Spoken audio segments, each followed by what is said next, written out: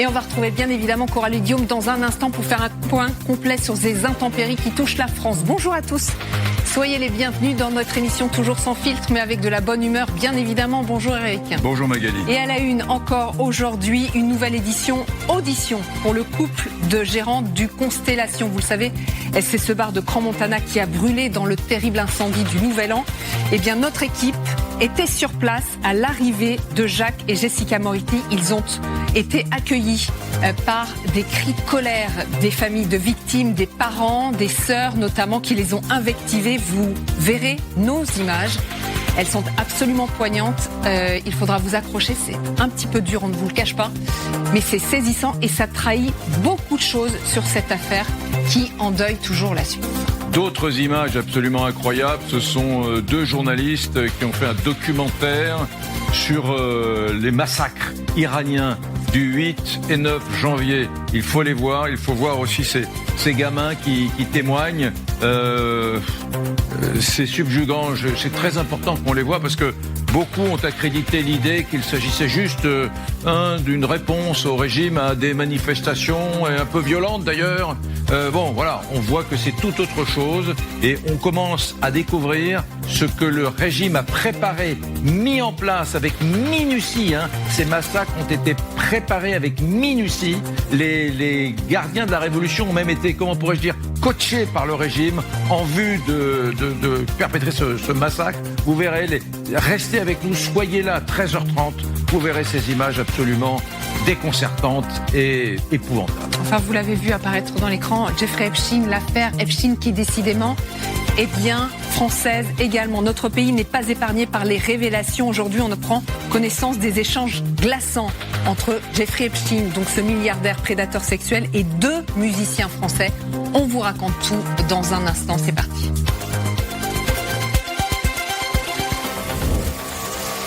Et puis, mesdames, messieurs, nous allons dans le sud-ouest de la France. À la une, cette tempête Nils, elle frappe donc une partie du sud-ouest de la Gironde. Une tempête meurtrière, d'ailleurs, on peut le dire, puisque un mort est à déplorer. Un routier est décédé dans le département des Landes. Et 850 000 foyers sont encore à 7 minutes privés d'électricité. Météo France parle d'un épisode d'une force peu fréquente. Et plusieurs départements sont en vigilance rouge. On va y revenir dans un instant avec Coralie Guillaume. Mais d'abord, on va partir dans l'un des départements les plus touchés, la Gironde. Avec vous, Capucine Diaz et Olivier Martin. Vous êtes à l'Aréole précisément. Quelle est la situation en ce début d'après-midi ? Mais écoutez, ce que je peux vous dire, c'est que la crue est en train de monter. Vous le voyez sur ces images, ce sont plusieurs dizaines de centimètres d'eau qui sont ici et qui entravent l'une des routes principales de l'Aréole. Elle est donc fermée à la circulation et dans les communes alentours, eh bien, la situation est similaire. Même si les habitants nous l'ont confié, ils s'attendaient à une crue bien plus importante. Là où ils ont été surpris, c'est surtout par rapport à la tempête Nils qui a eu lieu la nuit dernière avec des rafales de vent à plus de 100 km/h et qui a fait pas mal de dégâts. Peut-être que vous le voyez sur ces images, mais sur la Garonne, il y a en fait des branches, voire même des troncs entiers qui sont en train d'être charriés par l'eau. Et puis un petit peu plus tôt dans la matinée, avec Olivier Martin, on a pu voir sur les routes un très grand nombre d'arbres qui étaient tombés, qui entravaient encore une fois la circulation, mais aussi des toitures complètement arrachées en raison du vent. Merci Capucine Diaz. Météo France a déclenché des vigilances pour des crues, mais aussi pour des vents violents. On a relevé par exemple des rafales jusqu'à 145 km/h dans les terres. Et encore, il y a des chiffres encore des vitesses de vent qui sont encore supérieures. On rejoint en tout cas en attendant dans le département de l'Aude, Sarah Marty. Sarah, vous êtes à Port-la-Nouvelle avec Jérémy Paolini. Il y avait de nombreuses chutes d'arbres ce matin. Que se passe-t-il en ce tout début d'après-midi dans l'Aude ? Et oui, on a eu beaucoup de mal à arriver jusqu'ici justement à cause de ces chutes d'arbres. Et là, on est au niveau du port de Port-la-Nouvelle et il y a eu pas mal de dégâts, notamment au niveau du ponton. Vous voyez sur ces images, en fait, la tempête, ça a créé une grande montée des eaux et d'un coup une redescente et ça a fait bouger pas mal de bateaux, dont ces pontons.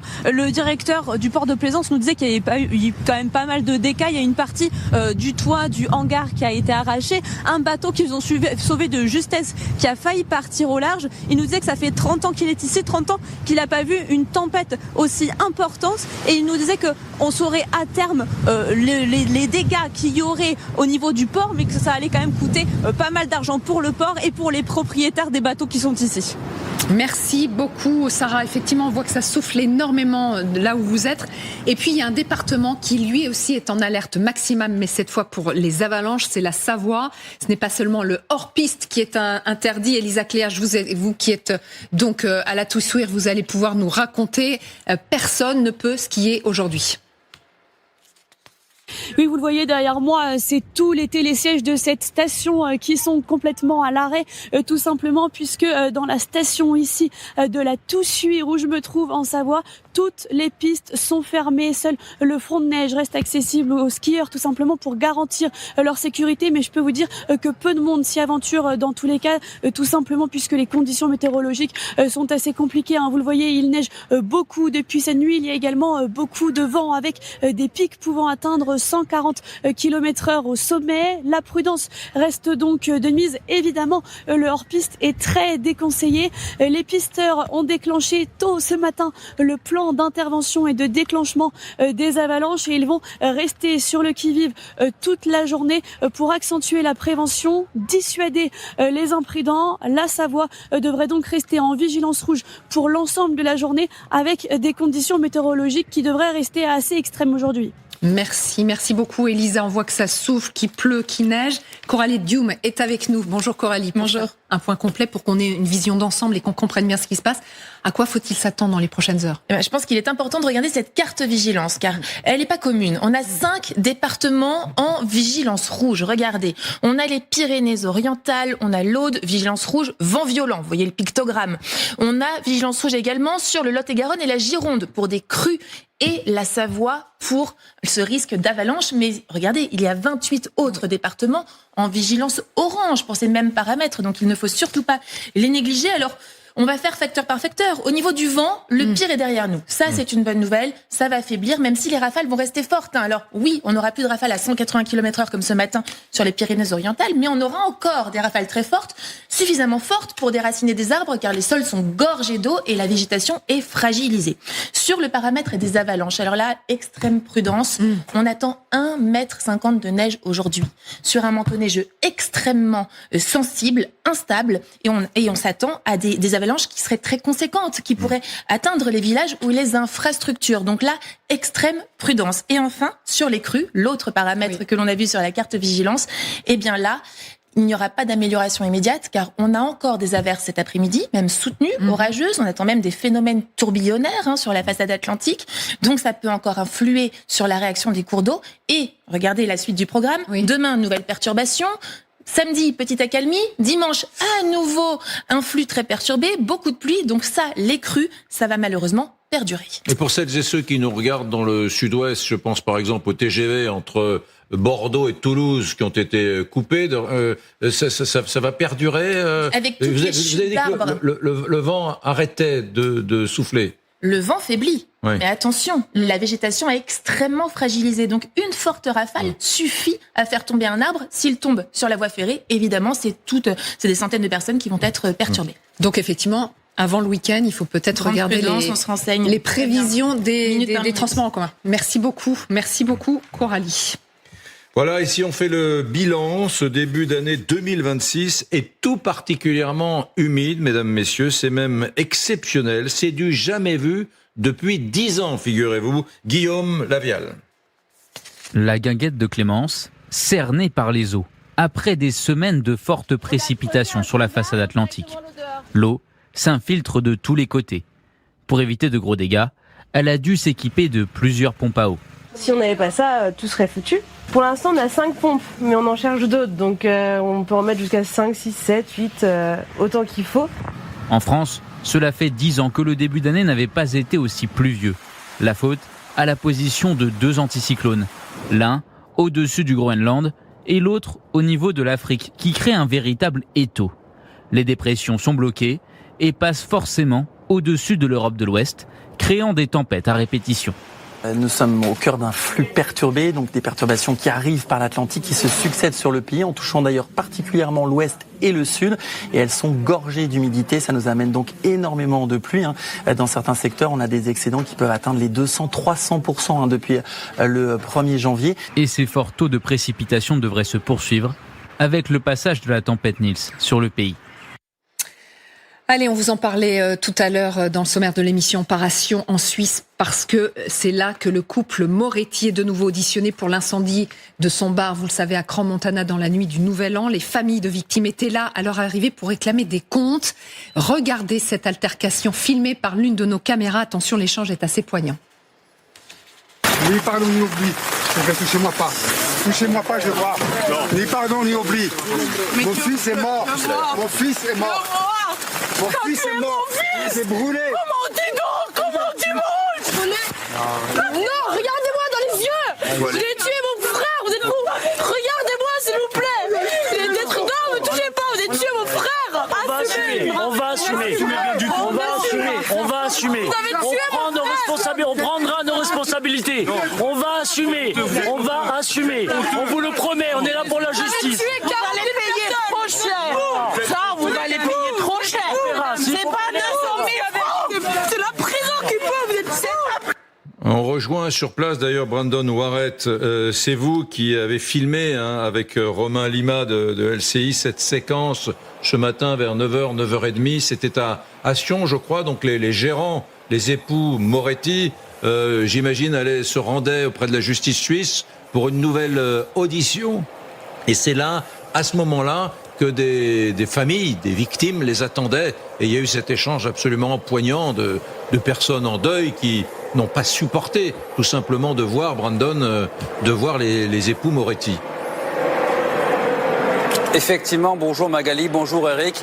Alors une scène surréaliste qui nous a pris de court. Il était 8h48 précisément, Eric, lorsque nous étions à l'entrée de cette salle du campus universitaire. On échangeait avec les avocats qui entraient les uns après les autres. L'audition débutait à 9h et avec Romain Lima derrière la caméra, on a voulu prendre un peu de recul. On s'éloigne parce que les familles de victimes, vous l'avez dit, étaient présentes. Elles voulaient échanger avec le couple Moretti. Et là, on voit arriver au loin les époux Moretti. D'ailleurs, on se pose la question avec Romain, est-ce bien eux? Parce que jusque-là, ils jouaient surtout au chat et à la souris avec les journalistes. Ils entraient par une porte dérobée, repartaient en catimini. Aucune déclaration aux journalistes. Et nous sommes d'ailleurs les premiers journalistes à se rapprocher du couple Moretti. Rapidement, les familles de victimes arrivent et un échange verbal très fort, des insultes, des invectives commence avec le couple Moretti, notamment cet adolescent de 14 ans qui dit à Jacques Moretti, tu as tué mon frère. Échange très important. À vrai dire, on s'imaginait à de potentielles altercations,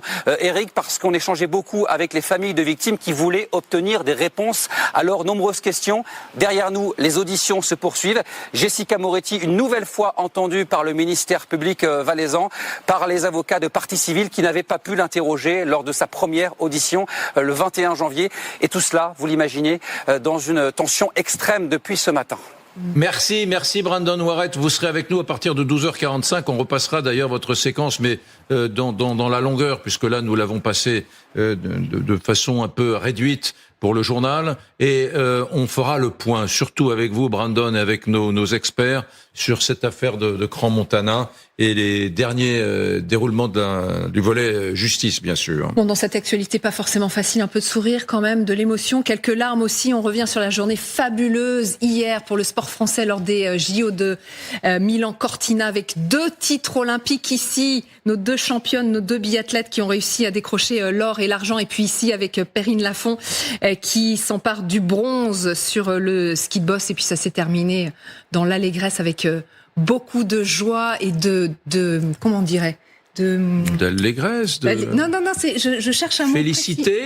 Oui, alors c'est pour la danse sur glace, Laurence Fournier-Baudry et Guillaume Cizeron qui deviennent champions olympiques de grâce. Voilà, c'était de la grâce. On n'a pas les images là, c'est dommage. Ouais. Mais voilà, donc on espère que ça va continuer cette moisson de médailles au JO d'hiver. Mesdames, Messieurs, restez avec nous. Nous allons revenir sur l'affaire Epstein, les tout derniers déroulements. Un ancien ambassadeur de France aux États-Unis parle du cas Haydan, qu'il a bien connu, vous savez, ce fonctionnaire du Quai d'Orsay dont on vous a parlé hier. Gérard Haraud donc va répondre de façon très très concrète, et nous parlerons également des ramifications françaises. Ça se précise, à tout de suite.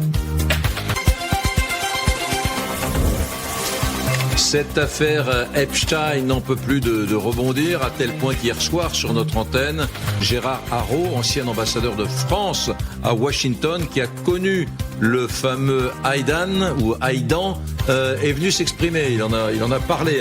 Magali Lunel, bonjour. Bonjour. Grégory Phillips, bonjour. Nous sommes avec Marie Belot et Nivine Potros. C'est vrai que ce Haydan, il travaille au Quai d'Orsay, on en a largement parlé hier. C'est un personnage assez sulfureux, assez étrange, mais c'est pas un gros poisson. Alors, pour résumer le plus simplement possible, ce qui concerne ce diplomate français, il est à un moment détaché à New York aux Nations Unies par le Quai d'Orsay. En 2013, si je ne dis pas d'erreur, le FBI alerte le Quai d'Orsay parce qu'il aurait consulté des sites pédopornographiques.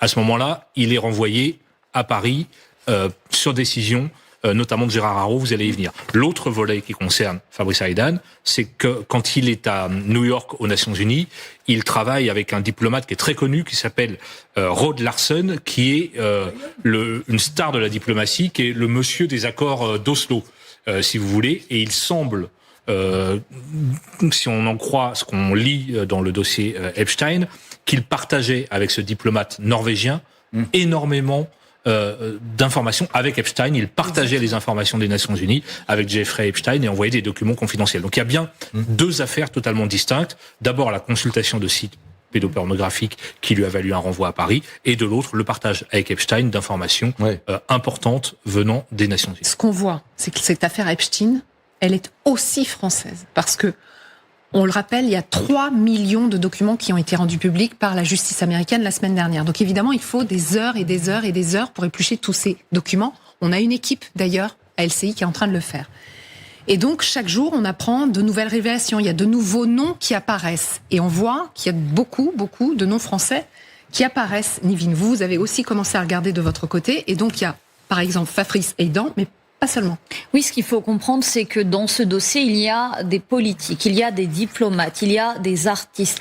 C'est vraiment toute la société française qui apparaît dans ce dossier. Beaucoup de noms donc de Français. On va résumer très rapidement certains d'entre eux. Il y a effectivement le cas de ce diplomate dont parlait à l'instant Grégory Philippe, Fabrice Haydan, donc, qui pendant 25 ans a travaillé au Quai d'Orsay, notamment aux États-Unis, à l'ONU, où effectivement, eh bien, il est repéré par le FBI pour avoir consulté des sites pédopornographiques. Il parviendra à quitter les États-Unis. Sa carrière ne va pas s'arrêter là, puisqu'il va continuer à travailler pour le Quai d'Orsay et puis dans un second temps pour des entreprises privées. Il noue des relations avec le milliardaire Jeffrey Epstein à partir de 2010 et jusqu'en 2017. Les deux hommes, ils deviennent vraiment amis avec des échanges de bons procédés. Vous avez parlé, Grégory, effectivement, de ces documents confidentiels transmis au pédocriminel Jeffrey Epstein.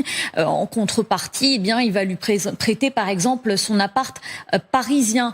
L'homme s'est défendu, mais évidemment, beaucoup de questions demeurent sur la nature de sa relation avec le pédocriminel. Il y a un autre Français qui est cité dans ces documents, c'est Frédéric Chasselin. C'est un chef d'orchestre. Alors, Hélène Bonnet, qui effectivement travaille depuis plusieurs jours maintenant sur ces Epstein Files, nous en dira un peu plus tout à l'heure. Mais juste d'un mot, ce personnage, c'est un chef d'orchestre très réputé qui va rencontrer Jeffrey Epstein pour la première fois au Nouveau-Mexique et puis une nouvelle fois dans son appartement. Et là aussi, eh bien, ce n'est pas très clair la nature de leur relation. Dans un mail, on peut notamment lire ce message envoyé par Frédéric Chasselin à Epstein.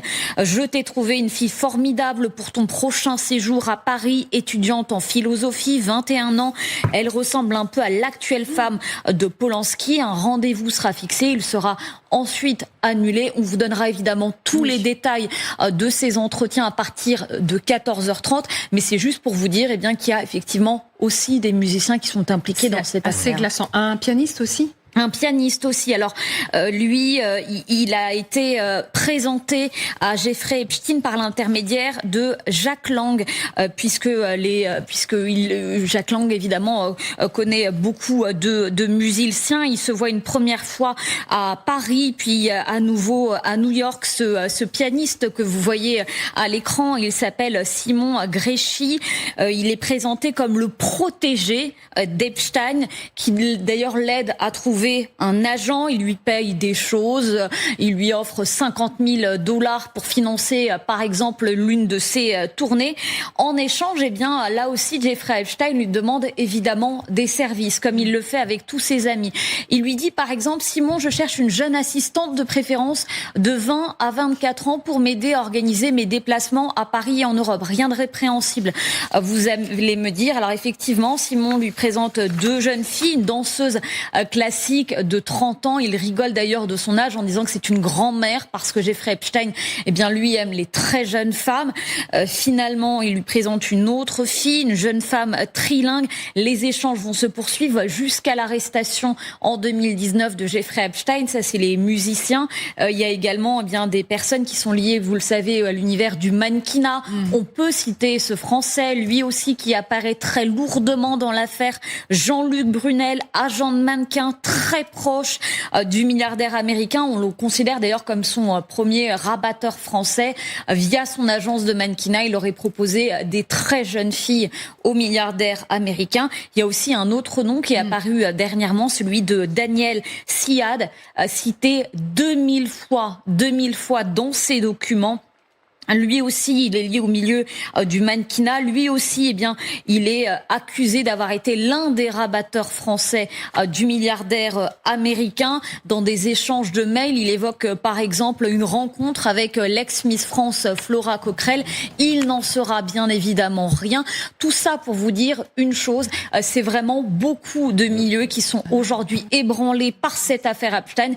Des politiques, on l'a dit, de la diplomatie, on l'a dit, mais aussi le monde de la musique. Évidemment, ces documents, ils sont très nombreux, plus de 3 millions. On découvrira certainement d'autres identités dans les prochaines heures. C'est d'ailleurs ce à quoi on travaille ici à LCI. LCI, Hélène Bonnet notamment, qui épluche ces dossiers depuis plusieurs jours, et effectivement à 14h30, il y aura de nouvelles révélations. LCI, effectivement, il faut tout vérifier et voir si on ne dit pas de bêtises. C'est un travail titanesque. François-Xavier Cauzan est également en direct avec nous. Bonjour, avocat de l'association Innocence en danger. Vous travaillez, sur cette affaire Epstein depuis 2019, finalement. Donc, on a eu plusieurs représentants de votre association depuis le début de la semaine. Beaucoup nous disent ne pas être étonnés. Pour le moment, à la lumière de vous, ce que vous savez, est-ce qu'il y a des choses répréhensibles ?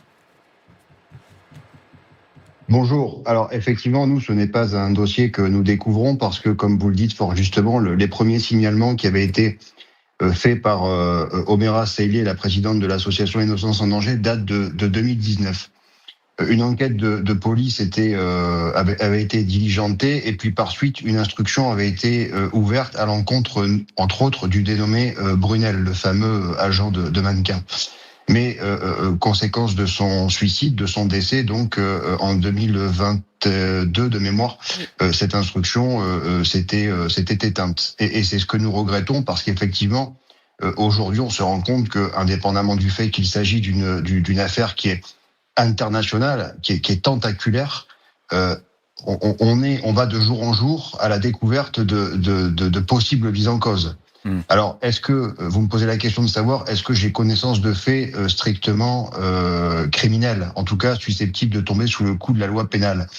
Au moment où je vous parle, on commence à collecter, nous, des contacts avec des potentielles victimes, donc j'en parle avec énormément de précautions, parce que, également aussi avec des familles de victimes, j'en parle avec précaution. Pourquoi? Parce que l'idée, ce n'est pas de les exposer ou de les surexposer gratuitement sans savoir ce qu'il va advenir d'une possible enquête française. Mais comme vous le disiez à juste titre, je pense, dans votre introduction, on a la démonstration parfaite, et c'est ce que nous disons depuis le début, que ce n'est pas une affaire américaine, pour répondre à notre président. C'est aussi une affaire française. c'est vraiment un vrai sujet dont il faut absolument que la justice se saisisse pour 2 raisons, à mon sens. La première, c'est qu'effectivement, en l'état de potentielles victimes, la justice française leur doit un minimum de diligence et en tout cas de réponse. Et surtout, et je fais aussi le lien avec ce que vous disiez fort justement, il y a beaucoup de noms qui sont jetés en pâture. Certains qui sont possiblement associés à des faits criminels, voire pédocriminels. Mais d'autres aussi qui peut-être relèvent de simples échanges, fut-il moralement condamnables, qui sont en marge de ces activités pédocriminelles. Et je pense que l'avantage d'une instruction complète, structurée et cohérente permettra de faire le tri entre ceux qui sont susceptibles effectivement d'être poursuivis et auxquels on pourra reprocher des faits de nature sexuelle, et ceux qui peut-être se sont trouvés dans l'escarcelle Epstein sans vraiment trop savoir ce qui s'y passait, notamment à l'occasion des soirées et précisément à l'occasion de celles qui ont lieu avenue Foch à Paris. Oui, Marie Belot, oui, il faudra entre les visages qu'on montre, il faudra distinguer ceux qui se sont trouvés là un peu par hasard, sans avoir eu d'activité criminelle, il y en aura, j'imagine, et d'autres qui auront été davantage impliqués dans le système Epstein. Alors, il y a plusieurs choses. D'abord, ce qui est assez étonnant, c'est ce silence du parquet de Paris depuis lundi qu'on essaye de les solliciter pour avoir. Alors je sais bien que les magistrats travaillent et que il n'y a pas dans leur dossier en cours que le dossier Epstein, mais c'est vrai qu'il y a plusieurs éléments qui devraient conduire normalement à ce que le parquet de Paris se penche sur l'affaire. Il y a le ministre des Affaires étrangères qui fait un article 40, c'est-à-dire un signalement au procureur de Paris pour que des magistrats se penchent sur la question et décident d'ouvrir ou non une enquête. Il y a cette plainte déposée par une avocate sur un viol qui aurait été commis à Cannes sur une mannequin suédoise à Cannes, et donc qui vise Daniel Siad, qui est un rabatteur présumé d'Epstein. Donc il y a déjà 2 éléments un peu concrets qui pourraient conduire la justice à ouvrir une enquête. Et pour l'instant, je le rappelle, ce n'est pas le cas. Le parquet de Paris, en tout cas, ne nous a pas communiqué d'informations sur une ouverture d'enquête sur ces sujets. L'autre chose qui est importante, c'est qu'on parle quand même effectivement de beaucoup de noms. Effectivement, pour l'instant, ils ne sont visés par aucune procédure et il n'y a pas de condamnation pour des faits répréhensibles pour l'instant. J'aimerais quand même donner les éléments de l'avocate du diplomate français aidant, parce qu'il a quand même le droit à une défense, et son avocate Jade Doucelin le répète, il est présumé innocent et c'est important de le dire. Il conteste l'entièreté des accusations qui sont portées contre lui. Sur la consultation de fichiers pédopornographiques en 2013, elle explique que c'est purement et totalement faux, que le FBI qui a mené des investigations n'a donné aucune poursuite à cela. Même chose en France, donc ça c'est ce que dit son avocate. Et puis sur les échanges de mails, elle dit que c'est à la justice de se pencher sur le sujet et que Monsieur Aidant réserve ses explications à la justice. Alors effectivement, et Gérard Haraud était sur LCI hier soir chez Darius Rochebin. Gérard Haraud qui était ambassadeur de France aux États-Unis au moment où justement Fabrice Aidant est soupçonné par le FBI. Écoutez sa réponse, donc Gérard Haraud, ancien ambassadeur chez Darius Rochebin hier soir sur LCI. J'ai convoqué naturellement Fabrice Aidant pour lui dire ce qui arrivait. Qu'est-ce qu'il vous a répondu ? Il a toujours été un peu étrange, dans une sorte de déni de la gravité des faits. Il m'a pas dit qu'il reconnaissait, il m'a dit je n'ai rien fait d'illégal, je comprends pas. Il était vraiment c'est un personnage un peu, je dirais un peu paumé, hein. Et donc je lui ai dit vous rentrez. Il est parti à Paris et c'est Paris qui s'est occupé, qui en tout cas devait s'occuper de cette personne. Grégory Phillips. Il était Gérard Haraud, ambassadeur de France aux Nations Unies. Il a été nommé à Washington quelques mois plus tard, en fait, et c'est à ce moment-là qu'il a connaissance, en tout cas, des informations du FBI, et que Gérard Haraud l'expliquait comme ça hier soir sur l'antenne de LCI chez Darius. Il décide de mettre Fabrice Aidant dans l'avion direction Paris pour aller s'expliquer devant le Quai d'Orsay. Et il en a rien été.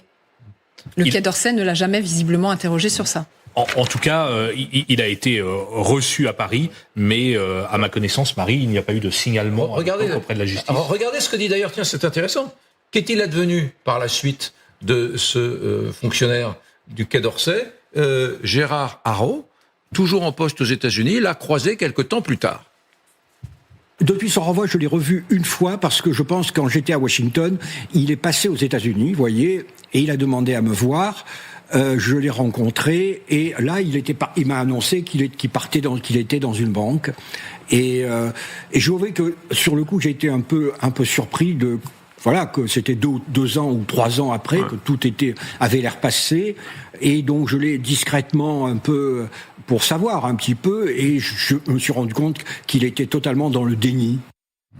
Voilà. D'autres noms figurent, notamment le patron du fameux groupe Hermès. Oui, alors j'ai tapé son nom ce matin, Axel Dumas. Il y a 87 occurrences de son nom dans les fichiers qui ont été dévoilés par la justice américaine. Et ce qui est intéressant, c'est qu'il y avait hier la présentation annuelle des résultats du groupe Hermès, et que donc Axel Dumas était face à la presse et qu'il a été interrogé sur la présence de son nom dans ce qu'on appelle maintenant les fichiers Epstein. Et il a dit ceci: j'ai eu un seul contact direct avec lui en mars 2013 lors d'une visite des ateliers Hermès. Il ne figurait pas sur la liste des invités, mais en fait il s'est joint à un groupe d'invités de Woody Allen. Et effectivement, dans les fichiers qui sont rendus publics, il y a une photo du patron d'Hermès, d'Epstein et de Woody Allen. Il explique que c'est une photo qui est prise sur le vif, qu'il n'a absolument aucun lien d'amitié avec Jeffrey Epstein, et qu'il a même refusé à plusieurs reprises de le rencontrer. En fait, ce qu'on comprend dans les échanges de mails, et c'est pour ça qu'il y a autant d'occurrences de son nom, c'est que Jeffrey Epstein veut absolument rencontrer le patron d'Hermès. Donc, il y a des sollicitations auprès de la secrétaire du patron d'Hermès à plusieurs reprises. Il y a une première fois où le rendez-vous va se faire et au dernier moment, ils annulent. Et en fait, il dit ceci, le patron d'Hermès: il avait déjà une très mauvaise réputation. Donc, ma secrétaire a dit non à 5 reprises pour rencontrer Jeffrey Epstein. Je ne peux pas vous dire exactement ce qu'on savait sur lui ou pas, parce que je ne m'en rappelle pas il y a 13 ans, mais il avait déjà une réputation détestable. C'est terrible, parce qu'il va y avoir, Grégory Phillips, beaucoup de gens qui ont été sollicités, j'imagine, par Epstein et son système et sa planète, et qui... ont juste reçu des mails, quoi. Voilà, ils ont reçu des mails. C'est très intéressant ce que dit Marie, et Gérard Haraud expliquait ça sur l'antenne hier. Epstein, il a construit et sa fortune et son réseau, notamment à vocation pédocriminelle, comme ça, avec des contacts, en nouant des relations sociales. Au départ, c'est un prof de maths de l'Upper East Side à New York. Ouais. Et puis, petit à petit, il s'infiltre dans les milieux financiers new-yorkais, la politique, la diplomatie, les arts, le spectacle, etc. Et il est très, pardonnez-moi, je trouve pas l'expression en français, très pushy, insistant pour faire des contacts avec les plus puissants de la planète. Vous citiez le patron d'Hermès. Et Gérard Haraud racontait hier que, par exemple, quand il est ambassadeur de France à Washington, cette fois, vous avez Epstein ou ses collaborateurs qui n'arrêtent pas de le relancer en disant: mais vous voulez pas organiser une rencontre entre l'ambassadeur de France et Epstein? Et Gérard Haraud dit: à l'époque, j'ai juste le réflexe d'aller taper son nom sur Google, et je m'aperçois qu'il a déjà été condamné, qu'il a une drôle de réputation, et je dis non, pas de rendez-vous. Donc c'est ça qui est intéressant. Ça veut dire, à la fois du côté d'Hermès, à la fois du côté de Gérard Haraud, tous le disent, mais en fait, on savait déjà qu'il avait une réputation. Il avait déjà une condamnation aux États-Unis. Ouais, et c'est vrai que lui, Epstein, n'a eu de cesse d'essayer de contacter qui des diplomates, qui des ambassadeurs, des personnalités politiques, évidemment, des personnalités du spectacle qu'on voit apparaître. Donc, vous pouvez, effectivement, votre nom peut apparaître parce que vous avez reçu des mails d'Epstein ou de sa collaboratrice de mon rendez-vous, et n'avoir quasiment eu aucun contact avec lui. Et d'ailleurs, Epstein connaissait lui-même la réputation qu'il avait. Il savait très bien que son nom était régulièrement tapé sur Google dans un des fichiers, dans un des mails envoyés à Frédéric Chastain, par exemple. Il s'étonne qu'une jeune fille ait finalement annulé à la dernière minute leur rendez-vous, et il lui dit Google, avec plusieurs points d'interrogation, pour dire elle a tapé mon nom sur Google, elle a compris quel personnage j'étais, et c'est pour ça qu'elle a annulé. Il dit lui-même, elle a annulé Google. Google, Il dit point juste d'interrogation. Google. Est-ce que c'est parce qu'elle a regardé Google? Exactement. Donc c'est pas précisé, mais on devine que c'est ce qu'il a pensé à ce moment-là. Donc il sait très bien, lorsqu'il demande à des intermédiaires de rencontrer des jeunes filles, eh bien que sa réputation le précède. Ça a empêché certains de le rencontrer. D'autres, au contraire, savaient pertinemment qu'il avait été condamné à l'époque, je vous le rappelle, pour proxénétisme sur mineurs, parce qu'il avait eu des rapports sexuels avec des prostituées mineures. Ça a empêché certains, ça n'a pas empêché d'autres qui ont aussi reçu des cadeaux. Juste rappelons quand même le montant. Frédéric Hédan, il a reçu $250 000 de Jeffrey Epstein, selon les documents dévoilés. François-Xavier Causan, avocat de l'association Innocence en danger. On a vu la défense, l'explication plutôt du patron d'Hermès, qui a expliqué dans quel contexte il a croisé une fois dans sa vie, en 2013, un Epstein qui était plutôt venu s'imposer dans une réunion. Il y a beaucoup de gens qui vont être impliqués dans ce dossier, dont on va voir en tout cas le nom apparaître, des visages, des photos, et qui n'auront peut-être pas la possibilité de se défendre comme le patron d'Hermès. Donc il va falloir être extrêmement prudent, c'est ce que vous disiez tout à l'heure. Il y a des tas de gens qui doivent être cités en périphérie de ce dossier, mais qui pour autant ne sont pas forcément impliqués. Exactement, et vous savez, c'est aussi ce qui est grave dans ce type de dossier. Parce que je peux vous dire par expérience que, et sans aucune prétention vraiment, parce que c'est quelque chose qui revient de manière récurrente, quand vous ouvrez un dossier de nature sexuelle, de crime ou de délit à consonance sexuelle, vous vous rendez compte qu'un individu qui est cité, même rapidement dans ce dossier, quand bien même il serait, dans le temps de l'instruction par exemple, mis hors de cause, son nom continue à revenir avec ce doute persistant. Et moi, j'ai des clients, j'ai rencontré des gens qui continuent à me dire, quand bien même j'ai été mis hors de cause, aujourd'hui on continue à me regarder un peu bizarrement ou à me dire, il n'y a pas de fumée sans feu, parce que ça c'est quand même un réflexe aussi franco-français. Et c'est pour ça que je vous dis que il est à mon sens extrêmement impérieux que la justice française se saisisse de cette fameuse affaire Epstein. Il y a presque un appel et on l'entend. Merci beaucoup. Mais je vais même vous dire mieux, je les en supplie. Ouais. Parce que, objectivement, et je vais même réagir à ce que vous disiez fort justement, vous parliez du silence du parquet de Paris. Je rajouterais que moi, j'ai été surpris par son ordre des priorités.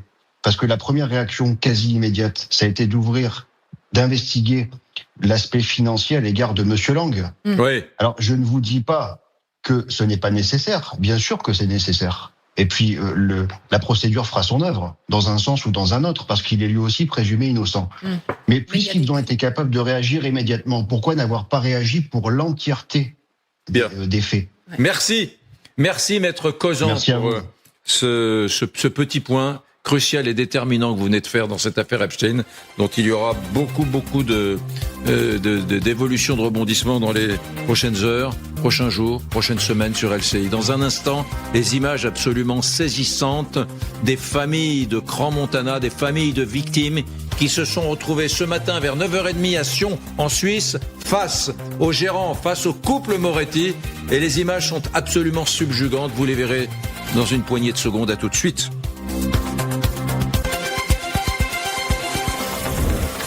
Mesdames, Messieurs, vous savez, quand on prépare l'émission avec Magali Lunel, on se retrouve le matin, on choisit les thèmes, et puis parfois nous sommes télescopés par une actualité. Et nous avons reçu de notre envoyé spécial, Brandon Warrett, qui est en ce moment en Suisse, à Crans-Montana, plus précisément à Sion.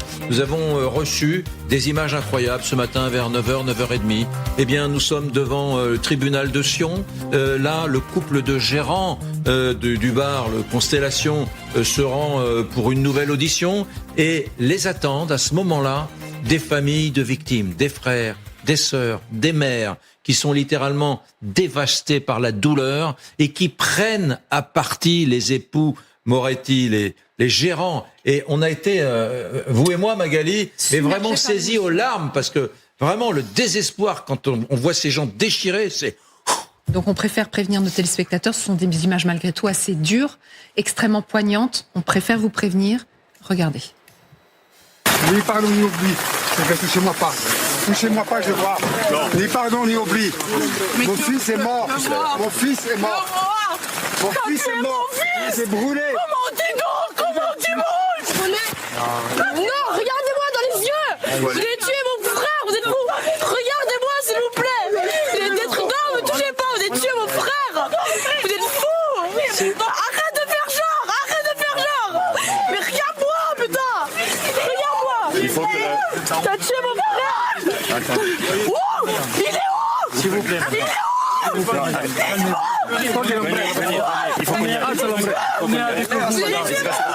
qu'on y aille. Les journalistes, il faut qu'on y aille. Il faut qu'on y aille. Venez. Il n'y a pas de désolé, il faut assumer. On va assumer. On prendra nos responsabilités. On va assumer. On vous le promet, on est là pour la justice. Vous allez payer trop cher. Ça, vous allez payer trop cher. C'est pas 200 000 francs. C'est la prison qui peut. C'est la prison. C'est pas 200 000 francs. Il est où mon fils? Vous avez tué mon fils. Il est où mon fils? C'est long, dis donc, non? Ouais, ben voilà, c'est juste des gens déchirés. C'est des gens déchirés qui sont au sommet de la souffrance. Isabelle Saporta, Renaud Pila, Marie Belot. On va, si vous voulez bien, on va tout de suite retrouver sur place Brandon Ouarret, qui était là avec sa caméra d'LCI ce matin, avec l'équipe LCI. Brandon, des éléments de contexte déjà. Est-ce que vous saviez, vous, ce matin, à Sion, qu'il y allait y avoir des familles de victimes pour accueillir les Moretti, les gérants du Constellation? Bonjour Eric. Effectivement, on échange depuis plusieurs jours avec plusieurs familles qui nous indiquaient encore hier soir très tard qu'elles viendraient. Pourquoi? Parce que selon elles, il y a une lenteur de la justice valaisanne et elles veulent obtenir des réponses. Elles ont donc décidé de se rendre directement là où se déroulent les auditions juste derrière nous. Alors, pour ne rien vous cacher Eric, on a assisté à toutes les auditions à LCI du début à la fin, jusque tard parfois dans la soirée et même dans la nuit. Avec Romain Lima, là on a été presque étonné, une scène complètement surréaliste de voir ce qu'il s'est passé. Il était 8h48, Eric précisément. Juste derrière nous, les avocats des parties civiles entraient les uns après les autres. On échangeait avec eux. L'audition allait débuter à 9h. Avec Romain Lima, à un moment donné, on a voulu prendre un peu de recul, de s'éloigner. Et puis, à un moment donné, à Romain, je lui ai dit, ce ne sont pas les Moretti que l'on voit au loin. On a reconnu la chevelure grisonnante de Maître Meyer, avocat des Moretti. On s'est approché. Nous étions les premiers journalistes à se rapprocher du couple Moretti et rapidement les familles de victimes qui étaient rassemblées sur les côtés sont arrivées avec nous et là un échange verbal extrêmement fort a débuté, notamment cet adolescent de 14 ans qui s'en est pris à Jacques Moretti et on l'a vu presque acculé. On a vu d'ailleurs Jessica qui était presque en sanglots à côté. Il était dans l'obligation de répondre. Jusque-là, Jacques Moretti ne répond à aucune question, aucune déclaration. Il joue un peu au chat et à la souris avec les journalistes. Encore hier, ils sont arrivés donc par une porte dérobée, reparti en catimini. Et là, il était dans l'obligation de répondre. Nous assumerons jusqu'au bout. Ce sont les mots du couple Moretti. Même un policier qui était présent à côté, le seul qui lui a été pris de court. On a échangé avec lui tout à l'heure. Il ne s'attendait pas une seule seconde à voir ces familles de victimes se rapprocher. Sans doute, Eric, que le couple Moretti était au courant de la venue de ces familles parce qu'elles l'ont annoncé publiquement sur les réseaux sociaux. Et derrière nous, les auditions là se poursuivent parce que Jessica Moretti est une nouvelle fois entendue. La dernière audition, c'était le 21 janvier dernier. Et donc là, elle répond aux avocats de partie civile qui n'avaient pas pu jusque-là lui poser des questions. Brandon, continuez de nous raconter parce que sur ces images de Romain Lima, on voit effectivement le couple Moretti pris à partie et Jessica Moretti qui est dans une situation peut-être de faiblesse extrêmement choquée par la scène parce que quand elle pénètre dans l'enceinte, elle semble s'écrouler. On va les voir ici sur vos images. Donc elle fend la foule, elle fend les invectives de la famille. Elle rentre dans l'enceinte et là, elle est en larmes et elle semble s'effondrer. Elle s'effondre dans les bras de son mari, elle est à terre. Vous l'avez sentie extrêmement fébrile ? Effectivement, elle tremblait d'ailleurs. Elle tremblait juste à côté de nous. On était les seuls journalistes collés presque au couple Moretti. D'ailleurs, mon micro passait de l'un à l'autre, notamment Famille qui échangeait avec, on la voyait, elle regardait un peu autour d'elle et c'est justement Jacques Moretti qui la prenait par la taille pour l'accompagner jusque dans la salle d'audition. Le policier qui était à côté regardait autour, cherchait d'autres policiers, il faisait un appel notamment à ses collègues pour venir les aider, mais personne d'ailleurs, même tous les journalistes. On était une cinquantaine de différents médias, de différents pays, beaucoup de journalistes de la presse italienne qui étaient là, qui regardaient, ils étaient presque bloqués contre le mur de ce campus universitaire juste à côté et effectivement, elle arrive dans la salle grâce notamment à ses policiers et à son compagnon Jacques Moretti. Elle tombe presque parce qu'elle a été choquée. Elle ne s'attendait pas à une seconde à vivre ce qu'elle avait vu. D'ailleurs, on a été étonnés. Jusqu'à aujourd'hui, on les voyait peu, le couple Moretti. Ils arrivaient tout le temps par une porte dérobée à environ 300 mètres de là. On ne sait pas pourquoi ils ont souhaité venir à pied avec leurs avocats sur près de 300 mètres pour rejoindre ce campus universitaire. Est-ce qu'ils voulaient eux-mêmes, par exemple, échanger avec les différentes familles qui étaient rassemblées? Peut-être, c'est la question qu'on a posée aux avocats, ils nous ont pas voulu nous répondre. En tout cas, les familles étaient présentes et on peut vous dire une chose, parce que j'ai échangé il y a encore quelques secondes avec des familles qui se trouvent dans la salle en ce moment, qui assistent à ces auditions. Elles attendent une nouvelle fois la sortie du couple Moretti. Elles ont dit qu'elles resteront le temps qu'il le faudra à la sortie, notamment peut-être en fin de soirée, début de nuit, à la fin de ces auditions. Une chose est sûre, en échangeant avec les policiers qui sont présents devant cette salle, le couple Moretti ne repassera pas devant cette salle d'audition. On ne devrait pas les voir avant une prochaine audition, peut-être dans les prochaines semaines. Alors, à un moment donné, Brandon Warret, on le voit sur ces images, Jacques Moretti dit oui, on va assumer. Il parle, il dit ce qu'il peut dire aux familles qui sont encore une fois déchirées de douleur. On va assumer.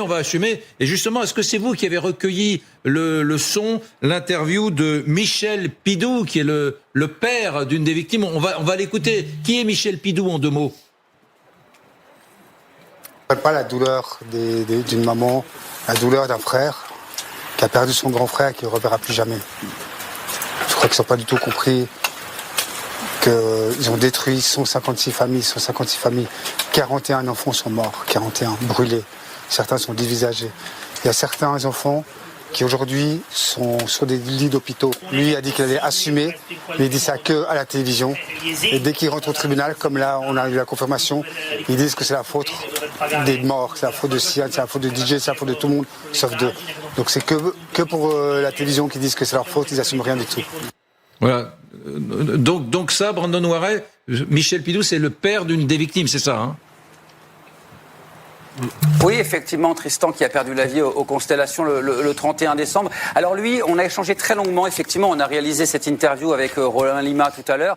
Il nous disait qu'il faisait ce déplacement pour son fils, parce que son enfant de 13 ans lui pose des questions nombreuses depuis le drame et il n'a pas obtenu les réponses. C'est la raison pour laquelle il lui a dit, eh bien, tu vas toi-même poser ces questions au couple Moretti. Nous allons les voir parce que la justice, pour l'instant, c'est ce qu'ils estiment, est extrêmement lente et ne répond pas à leurs questions.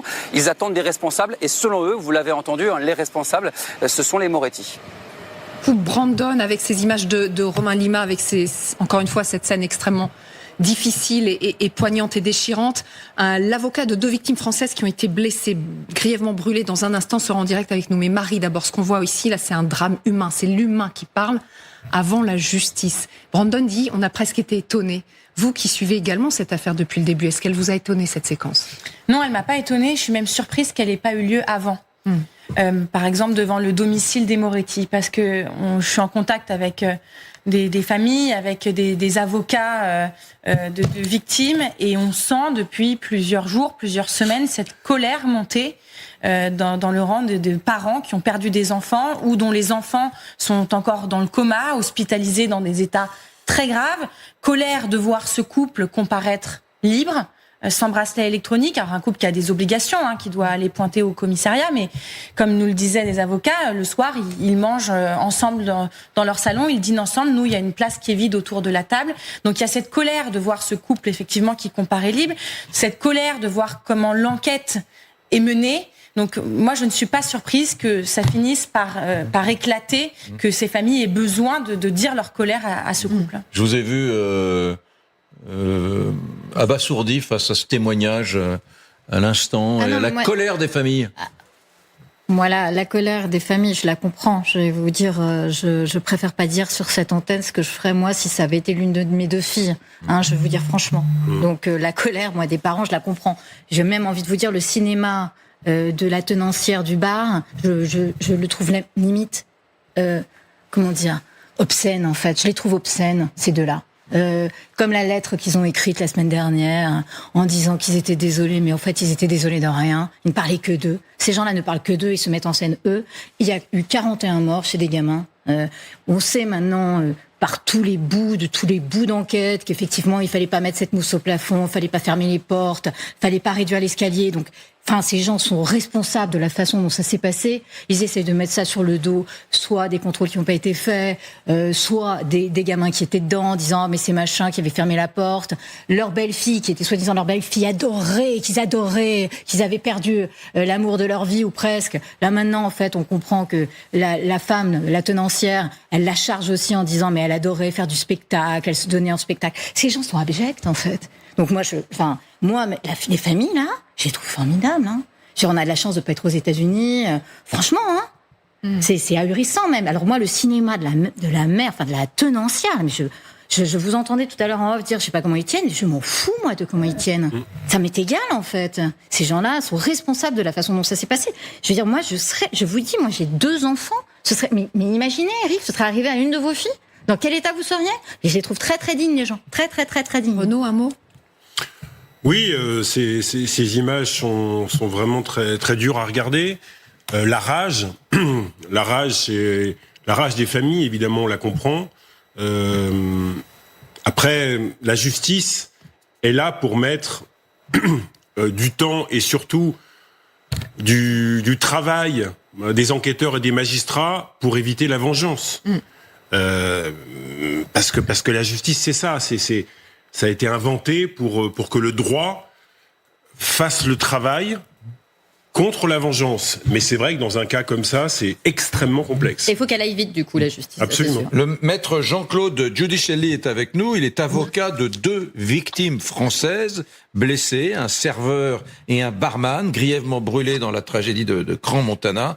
Maître Jean-Claude Giudicelli, merci d'être avec nous. Vous avez, j'imagine, vu ces images assez édifiantes. Ce sont des moments qui, dans les tribunaux, dans les salles de pas perdus, surviennent parfois, et la rencontre qu'on n'avait pas imaginée entre les familles de victimes et les gérants du Constellation.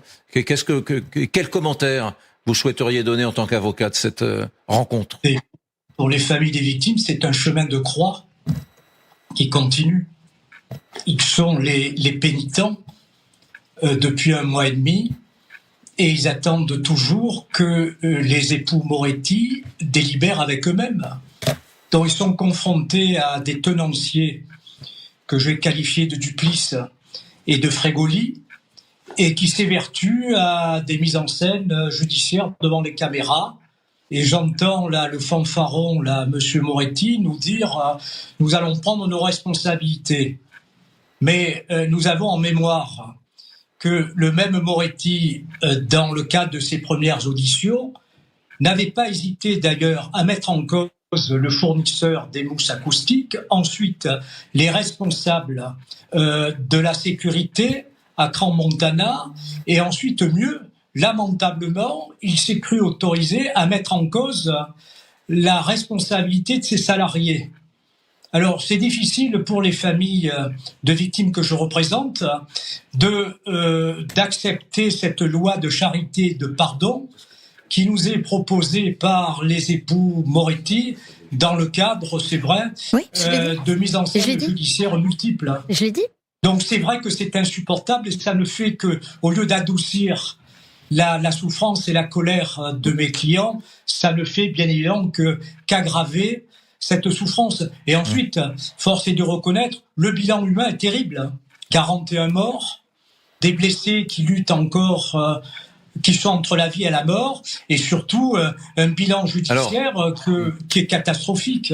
Donc, 1 mois et demi après, on est dans un dossier giratoire, et les familles attendent bien évidemment que, enfin, les époux Moretti prennent leurs responsabilités comme ils le clament devant les caméras. Il y a le mot « enfin » que vous prononcez, c'est pas anodin, parce que cette séquence, elle prouve une chose, c'est que ces familles de victimes qui ont perdu un enfant, qui ont perdu un frère, veulent une confrontation directe avec ce couple Moretti. Ça ne va pas assez vite pour eux ? Écoutez, ils apprécieraient, ça apaiserait un petit peu leur colère et leur douceur, que les époux Moretti prennent enfin leurs responsabilités en reconnaissant, puisque Monsieur Moretti est libre, mais il est prisonnier de toutes les preuves qui ont été accablantes, qui ont été retenues à son encontre. Donc, qu'il prenne acte de ce que, de toute manière, il est dans un labyrinthe juridique et procédural, et qu'enfin, comme il le clame devant toutes les caméras, qui viennent prendre ses responsabilités. J'ai tout de même en mémoire, et vous aussi certainement, la vidéo qui a été versée au débat et qui se trouve entre les mains de la justice suisse. On se situe 15 jours avant cette tragédie. Monsieur Moretti échange avec mon client Gaëtan Thomas, et il suffit d'écouter cette vidéo et on entend parfaitement Monsieur Moretti être obsédé par ces mousses acoustiques. Je suis pas le procureur, je suis pas un sous-procureur privé, mais on est 15 jours avant le drame. Si Monsieur Moretti, à ce moment-là, est obsédé par ce problème des mousses acoustiques qui ne font que tomber et qu'il essaie de remettre avec des queues de billard au plafond, c'est qu'il était bien évidemment conscient déjà à ce moment-là que le drame allait survenir et qu'il était inéluctable. On peut être en colère. Et ce qui est en colère, c'est cette comédie. Merci, maître Jean-Claude Giudicelli, avocat de 2 victimes françaises blessées dans la nuit de la Saint-Sylvestre à Crans-Montana. Pour rebondir sur ce que vient de dire maître Giudicelli, je ne sais pas si vous vous souvenez, mais ils avaient pris le temps, je parle sous votre contrôle, Marie, de nettoyer tous leurs réseaux sociaux pour pas qu'on voit comment ils avaient fait les travaux. Comment ils avaient fait les travaux eux-mêmes, comment ils avaient mis eux-mêmes la mousse. Et effectivement, comme le rappelle maître Giudicelli, comment avec des queues de billard, des queues de balai, là, ils essayaient de remettre la mousse qui se cassait la figure. Ils savaient que ça prenait feu. Ils le savaient. Donc voilà. Ils jouent sur des choses. Par exemple, là, on sait effectivement, la mairie a dit qu'à ce moment-là, il n'y avait pas le contrôle de l'inflammabilité des matériaux. Donc, si vous voulez, ils se mettent dans les interstices pour rejeter la faute sur les autres, pour dire j'ai pas été suffisamment contrôlé. Enfin, tout ça est vraiment, quand je vous dis abject, je le pense en fait. Bien. Est-ce que Marie, juste dernière question, est-ce que l'enquête effectivement est malmenée depuis le début en Suisse ? Alors c'est ce que disent en tout cas de nombreux avocats de victimes, que les saisies du matériel vidéo de la ville n'a pas été fait dans les temps, qu'il leur manque des images pour reconstituer toute la soirée du drame. Et comme elles n'ont pas été faites dans les temps, qu'est-ce qui s'est passé, Marie ? Eh bien, elles ont été supprimées automatiquement au bout d'une semaine par la ville parce que c'est la réglementation de la mairie. Au bout d'une semaine, les images de vidéosurveillance des 250 caméras de la ville disparaissent. Il y a des avocats qui estiment aussi que les Moretti n'ont pas été interpellés suffisamment vite et séparés, entendus séparément, et qu'ils ont donc pu se mettre d'accord sur des versions. Il y a des avocats qui disent qu'il n'y a pas eu de perquisition dans la mairie alors qu'il aurait fallu qu'il y en ait dans le domicile du couple. Bref, oui, il y a beaucoup de critiques qui émanent sur cette enquête. Merci beaucoup Marie Belot. Mesdames, messieurs, restez avec nous parce qu'il faut qu'on vous parle d'une affaire ukrainienne aux Jeux Olympiques. Avec nous, on a beaucoup parlé et on en parle encore beaucoup de cette guerre en Ukraine. C'est un matériau que nous connaissons bien, voilà. Eh bien, un athlète de squeletton, un athlète olympique ukrainien est venu avec juste ce casque. Il n'avait pas de pancarte, il n'avait rien. Juste ce casque. Voilà, il a été disqualifié, cet athlète ukrainien de squeletton, parce qu'on a estimé que c'était trop, que le message politique était insupportable. Il a été disqualifié des Jeux Olympiques en Italie. À tout de suite. Mesdames, messieurs, l'heure est grave. L'heure est grave. On est tous d'accord, les Jeux Olympiques, c'est un moment sacré. L'olympisme, Pierre de Coubertin, c'est pas un endroit où on fait de la politique. On est tous d'accord. Pas de calicot, pas de banderole. On est d'accord. Mais quand même, juste un petit casque. Il y a un skieur ukrainien qui sur son casque met 2-3 portraits d'Ukrainiens qui sont morts pendant la guerre, par exemple, 2-3 petits stickers. Qu'on le dégage pour ça, ça me rend fou. Voilà, c'est dit. Vous voulez voir l'image? Alors lui, l'Ukrainien, il s'appelle Vladislav Eraskevich. Il fait du skeleton en fait. Donc il a besoin évidemment. Une sorte de luge, c'est ça? Ouais, c'est ça. C'est la tête en avant. Vous savez, ça va extrêmement vite.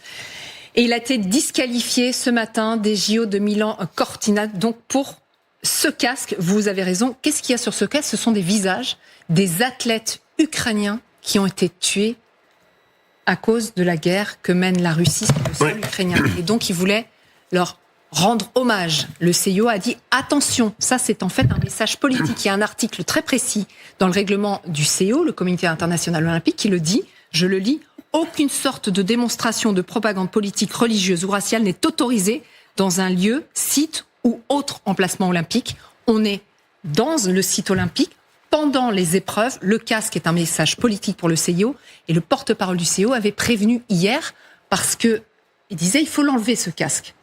Et donc, il fallait enlever ce casque. Écoutez donc le rappel au règlement du porte-parole. Ce que nous avons dit, c'est que vous pouvez porter un brassard noir sans inscription. Car dès que nous commençons à parler d'inscription, nous entrons dans le domaine de la liberté d'expression et de l'utilisation de la plateforme olympique à cette fin. Donc voilà, la pression, c'était il faut enlever ce casque. Donc cet athlète de Skeleton a refusé de l'enlever. Il a été disqualifié ce matin. Et voilà ses réactions à travers son réseau social X. C'était le prix à payer, dit-il. C'est le prix de notre dignité. Il n'a pas voulu céder.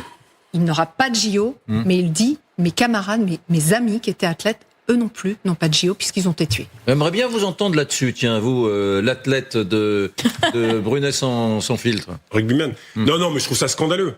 Je trouve ça scandaleux parce que j'ai regardé, il y a une épreuve de snowboard où un athlète russe a arboré un drapeau russe. Donc interdit parce qu'ils n'ont pas le droit de skier pour la Russie, c'est sous bannière neutre. Donc. Voilà, bannière neutre, et il a arboré. Il n'a pas été sanctionné. Deuxièmement, ce casque, il n'y a pas un drapeau ukrainien sur le casque. Franchement, de loin, il faut vraiment le voir. L'hommage au visage de soldats disparus. C'est pas vraiment... de soldats, d'athlètes. Oui, d'athlètes. Des athlètes. D'athlètes tués pendant la guerre. D'athlètes tués, mais enfin, oui, effectivement, mais qui étaient dans une fonction également de soldats. Donc, on se retrouve là avec vraiment l'application de cet article 50 par le CIO, dont souvent on a eu beaucoup de choses à dire, qui est totalement automatique.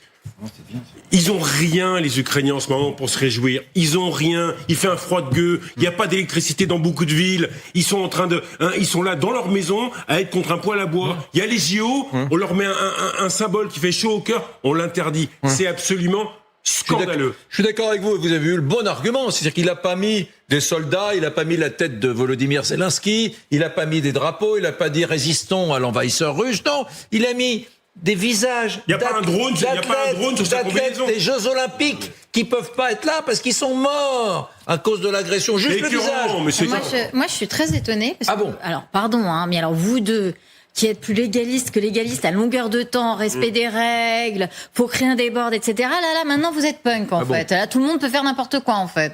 Mais, pardon, mais non, parce que demain, il y a un athlète qui décide, effectivement, de mettre, je sais pas, moi, toutes les photos des enfants morts à Gaza.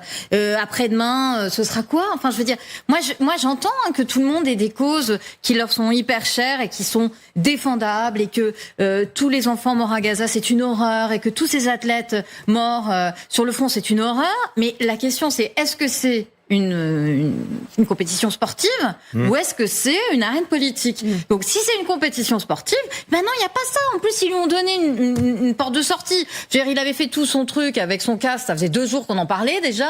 Il pouvait mettre son brassard noir, non. Et là, ce cinéma, là, pardon, mais c'est la journée du cinéma, quoi. Avec la dignité, machin. Enfin, c'est pas ça, la dignité. Il l'a fait, il a montré, il a porté haut les couleurs des soldats morts, des athlètes morts. Et après, il pouvait concourir.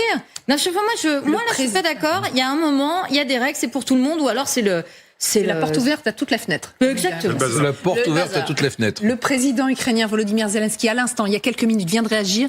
Voilà ce qu'il dit. Le CIO fait le jeu de l'agresseur russe. Il est évidemment en colère contre cette décision. Il y a un autre message politique qui a été donc posté par un athlète présent lors de ces JO d'hiver. Vous allez le voir, c'est un skieur britannique qui a posté ça sur son compte Instagram. Est-ce que vous voyez? C'est marqué dans la neige. Fuck Ice. Oui. Alors, On dirait qu'il avait fait pipi. C'est exactement ça. Il l'a fait avec son urine. Oui, il l'a fait avec son urine. Et là, il n'y aura pas de sanction. Pourquoi ? Parce que c'est pas pendant une épreuve, que c'est son compte Instagram personnel, donc ça n'a pas été affiché pendant l'épreuve. Donc là, le CIO laisse passer. Non, mais vous imaginez ces règles absolument, pardonnez-moi, débiles. Pensez que Instagram n'est pas plus vu que certaines épreuves sportives. Enfin, Instagram, mais... Donc, deux poids, deux mesures pour vous. Non. Mais est-ce que les règles les règles sont débiles. Brisées, vous vous souvenez du podium JO 1968, Mexico, avec les 2 points levés de ces athlètes afro-américains qui effectivement embrassent la cause des Black Panthers pour les droits, le respect des droits civiques aux États-Unis. C'est une image qui avait fait le tour du monde et qui est restée dans l'histoire. Est-ce que les règles, elles sont pas faites de temps en temps pour être brisées ? C'est juste une question. Mais surtout que c'est pas de la politique. C'est quoi alors ? Non. Moi, je suis d'accord avec vous sur le respect des règles. S'il avait eu des armes ou des drapeaux ou des fanions sur sa combinaison. Mais là, c'est pas des politiques. Imaginez qu'il ait perdu des frères d'armes ou des gens extrêmement chers. C'est le cas. Il avait peut-être pas envie de faire ces JO. En disant je suis écœuré. Et personnellement, son émotion, c'est de dire je l'ai fait au nom de vous, avec vous, discrètement. C'est pas mettre. Bien. Du coup, il peut pas concourir. Bien. Et il le dit, mais mes amis ne peuvent pas concourir non plus. Ce casque signifie bien plus qu'une médaille. Ouais. Ses amis athlètes morts ne peuvent pas concourir non plus. Restez avec nous, nous en avons appris davantage sur la façon dont le pouvoir a orchestré en Iran les tueries du 8 et 9 janvier. On parle de plusieurs dizaines de milliers de morts, 30 000, 40 000, et la façon dont peu à peu nous découvrons la façon dont les choses ont été organisées est absolument saisissante. Nous recevrons 2 journalistes documentaristes qui ont travaillé sur des témoignages, recueilli des témoignages d'Iraniens. C'est absolument fou. Restez avec nous parce que la préparation de cette tuerie de masse fait froid dans le dos et rappelle bien évidemment certains épisodes de notre histoire contemporaine qui sont, sans vouloir faire de parallèles un peu faciles, qui sont absolument glaçants. À tout de suite.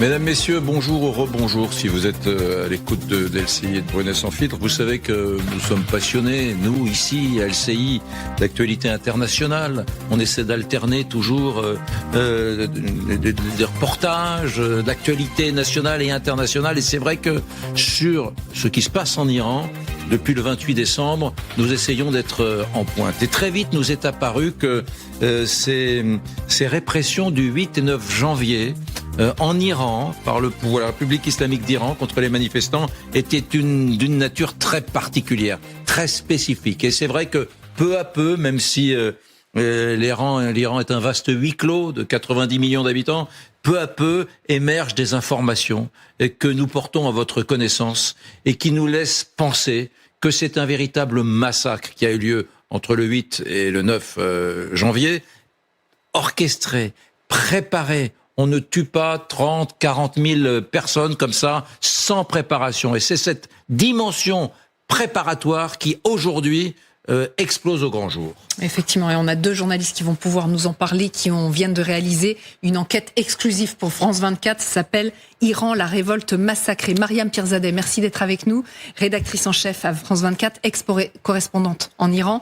Julie Dingeloff, j'espère que je n'écorche pas votre nom, merci d'être là également, grand reporter à France 24. Votre enquête est extrêmement saisissante. Vous avez enquêté dès le début de la contestation en Iran, donc dès la fin du mois de janvier. Vous allez pouvoir en témoigner. Évidemment, nos éditorialistes sont là, Isabelle Saporta et Renaud Pila, et Nivine Potros, qui est également avec nous, qui a également enquêté et qui a lu notamment cette enquête dans le Figaro aujourd'hui, qui nous apprend qu'effectivement, cette répression, visiblement, était minutieusement orchestrée, minutieusement préparé, donc tout a été fait avec préméditation. Exactement, ce sont les révélations de notre consoeur du Figaro, Delphine Minoui, qui raconte dans cet article comment le régime des Mollahs a minutieusement, méthodiquement même, préparé ces massacres des 8 et 9 janvier dernier, qui, je vous le rappelle, massacres qui ont fait entre 30 000 et 40 000 morts. Delphine Minoui, elle cite notamment un ex-responsable du ministère de l'Intérieur qui explique que ce massacre, c'est le résultat d'un processus planifié, depuis des années. Depuis des années, le régime des mollahs met en place une méthodologie, une méthode pour réprimer les manifestations, avec notamment des formations particulières qui auraient été dispensées pour surveiller et quadriller les villes, mais pas que, également pour identifier et occuper les toits de bâtiments stratégiques afin, bien évidemment, d'y installer des tireurs d'élite prépositionnés pour tirer sur la foule. Toujours, selon cet ex-responsable iranien, une préparation psychologique pour tuer les manifestants aurait également été dispensée, notamment pour achever à bout portant les manifestants. Le régime des mollahs a aussi recruté qui? Des délinquants, des anciens prisonniers, pour se mélanger aux manifestants et jouer un rôle de meneur, en fait, pour inciter la foule à aller dans telle ou telle direction. Le but étant évidemment de piéger les manifestants dans les lieux où se trouveraient des forces de sécurité pour leur tirer dessus, tout simplement. Le rôle de ces meneurs, c'est aussi tout simplement d'identifier les manifestants pour ensuite évidemment rapporter au régime qui était présent dans ces manifestations. On a aujourd'hui la confirmation à 100% que des pasdaran ont achevé des blessés directement dans les hôpitaux, qu'ils ont gazé directement les entrées des hôpitaux, qu'ils ont poursuivi d'autres manifestants dans des ruelles. Des témoins racontent que les rues, au lendemain des massacres du 8 et du 9 janvier, étaient jonchées de sang et de douilles de balles. Cette répression, elle est totalement assumée à la fois par le régime et par ses partisans. Certains estiment même aujourd'hui publiquement que le régime des mollahs aurait dû aller plus loin et tuer l'ensemble des manifestants présents ces jours-là. Mariam Pirzadeh, Julie Dungelov, vous avez l'une et l'autre recueilli beaucoup de témoignages. On montrera, vous êtes d'accord, de 2 extraits de votre reportage, votre documentaire que vous avez réalisé pour France 24, votre employeur. D'abord, beaucoup de gens nous regardent et se disent, c'est un régime violent qui a réprimé des manifestations. Bon, c'est sanglant, c'est terrible, mais c'est tristement banal. Voilà ce que se disent les gens. Et nous nous battons, nous, avec Magali, pour essayer de faire comprendre que on ne tue pas 30 000 personnes comme ça. Ça ne s'improvise pas. Qu'il a fallu de la préparation, que c'est quelque chose d'éminemment stratégique pour le pouvoir, et que justement, ça n'est pas, c'est une tuerie de masse orchestrée, pensée. Et ça, c'est différent de la répression d'une manifestation. Oui, alors il ne faut pas oublier que ce qui s'est passé en 2026, là en janvier 2026, est la somme aussi de tous les mouvements de protestation qui débutent en 1999, 2009, 2017, 2018, 2019, 2020 et 2022 avec la mort de Mahsa Amini. Effectivement, ces massacres, parce que ce sont 2 jours de massacres, un chirurgien nous parlait de massacres qui ont été perpétrés en 2 fois 6 heures, de 20h à 2h du matin, a été évidemment orchestré. Pourquoi ? Puisque on voit que au moment où les manifestations débutent, le 28 décembre, au début, les forces de répression, elles semblent un petit peu dépassées par cette foule qui grandit et des provinces qui sont de plus en plus touchées. Le moment de vérité, c'est le 8 janvier, quand il y a l'appel à manifester de Reza Pahlavi. Et là, on se dit, voilà, on va voir à quel point il est écouté en Iran. Et là, ce jeudi soir, le fils du dernier Shah d'Iran, qui a été renversé par la révolution islamique et l'arrivée donc de Khomeini en 1979. Et le jeudi 8 janvier, on voit ces millions d'Iraniens dans toutes les villes d'Iran manifester, et là, le blackout. Et donc, ceux qui vont manifester le lendemain n'ont pas vu la répression de la veille, puisque on a les témoignages de manifestants qui étaient à des endroits où il y avait des snipers sur les toits. Ils ont tiré sans distinction. C'est ce que nous explique un médecin qui a soigné à Téhéran ce jeudi 8 janvier.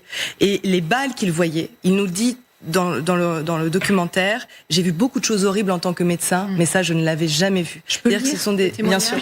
Je lis le témoignage de ce médecin. La violence qu'ils ont déployée cette fois est incomparable. Ces blessures que j'ai vues, cela prouve que des gens ont été criblés de balles alors qu'ils étaient en train de fuir. En tant que médecin, j'ai vu beaucoup de choses horribles, beaucoup. Mais cette nuit-là, ce jeudi-là, donc c'est le 8 janvier, je me suis dit, pourquoi ? Qui sont-ils pour qu'ils les massacrent comme ça, pour qu'ils massacrent leur peuple comme ça ? Parce que ce jeudi 8 janvier, il y a des mamans avec des enfants dans leurs bras, des bébés. D'ailleurs, il y a des enquêtes en cours sur des bébés qui auraient été tués. dans les manifestations, avec ces journalistes à l'étranger qui ont reçu, là, on reçoit encore des vidéos du jeudi 8 janvier, du vendredi 9 janvier, puisqu'il y a une coupure Internet. Et à l'intérieur des téléphones portables des manifestants, pour ceux qui les ont pris, il y a plein de vidéos. Donc Internet est rétabli, mais avec une vitesse très minimale. Donc on reçoit encore des vidéos de cette répression. Et la répression, elle s'est poursuivie dans tous les secteurs. À l'hôpital. Racontez-nous, mettons des mots sur ce mot répression. Donc on a des policiers qui tirent. Oui, on a un extrait justement, ce qui est très intéressant. Ali, par exemple, vous êtes en contact avec plusieurs Iraniens sur place et au fur et à mesure, ils vous envoient des messages. Ce jour-là, ce 8 janvier, blackout, vous le dites, c'est-à-dire que Internet est coupé. À ce moment-là, Ali vous envoie un message vocal. Voilà ce qu'il raconte au moment même où Internet est coupé en Iran. Cette nuit-là, Ali se rend une nouvelle fois en manifestation avec des amis à Karaj. Il a manifesté tous les jours depuis le début du mouvement.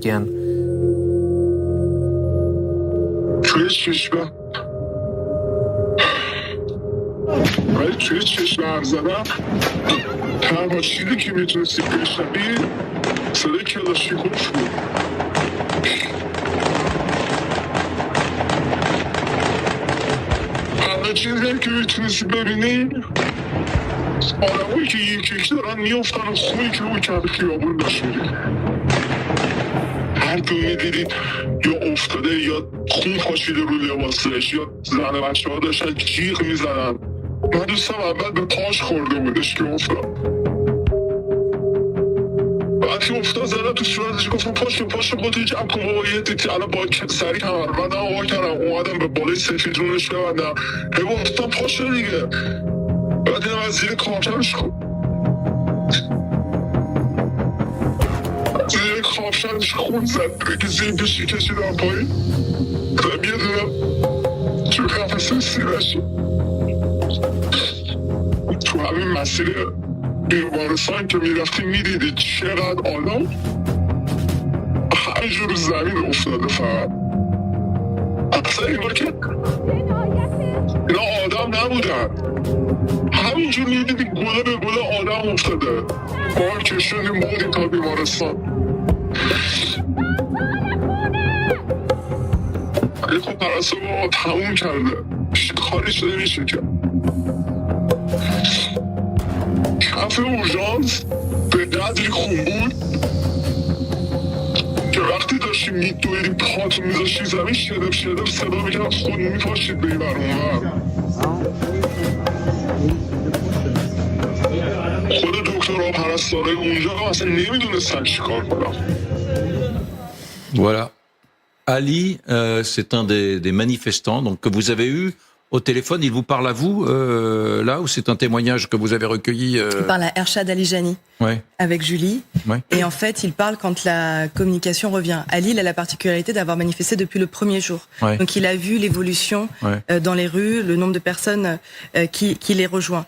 Et effectivement... Les pieds sur le sang et le bruit du clapotis, enfin...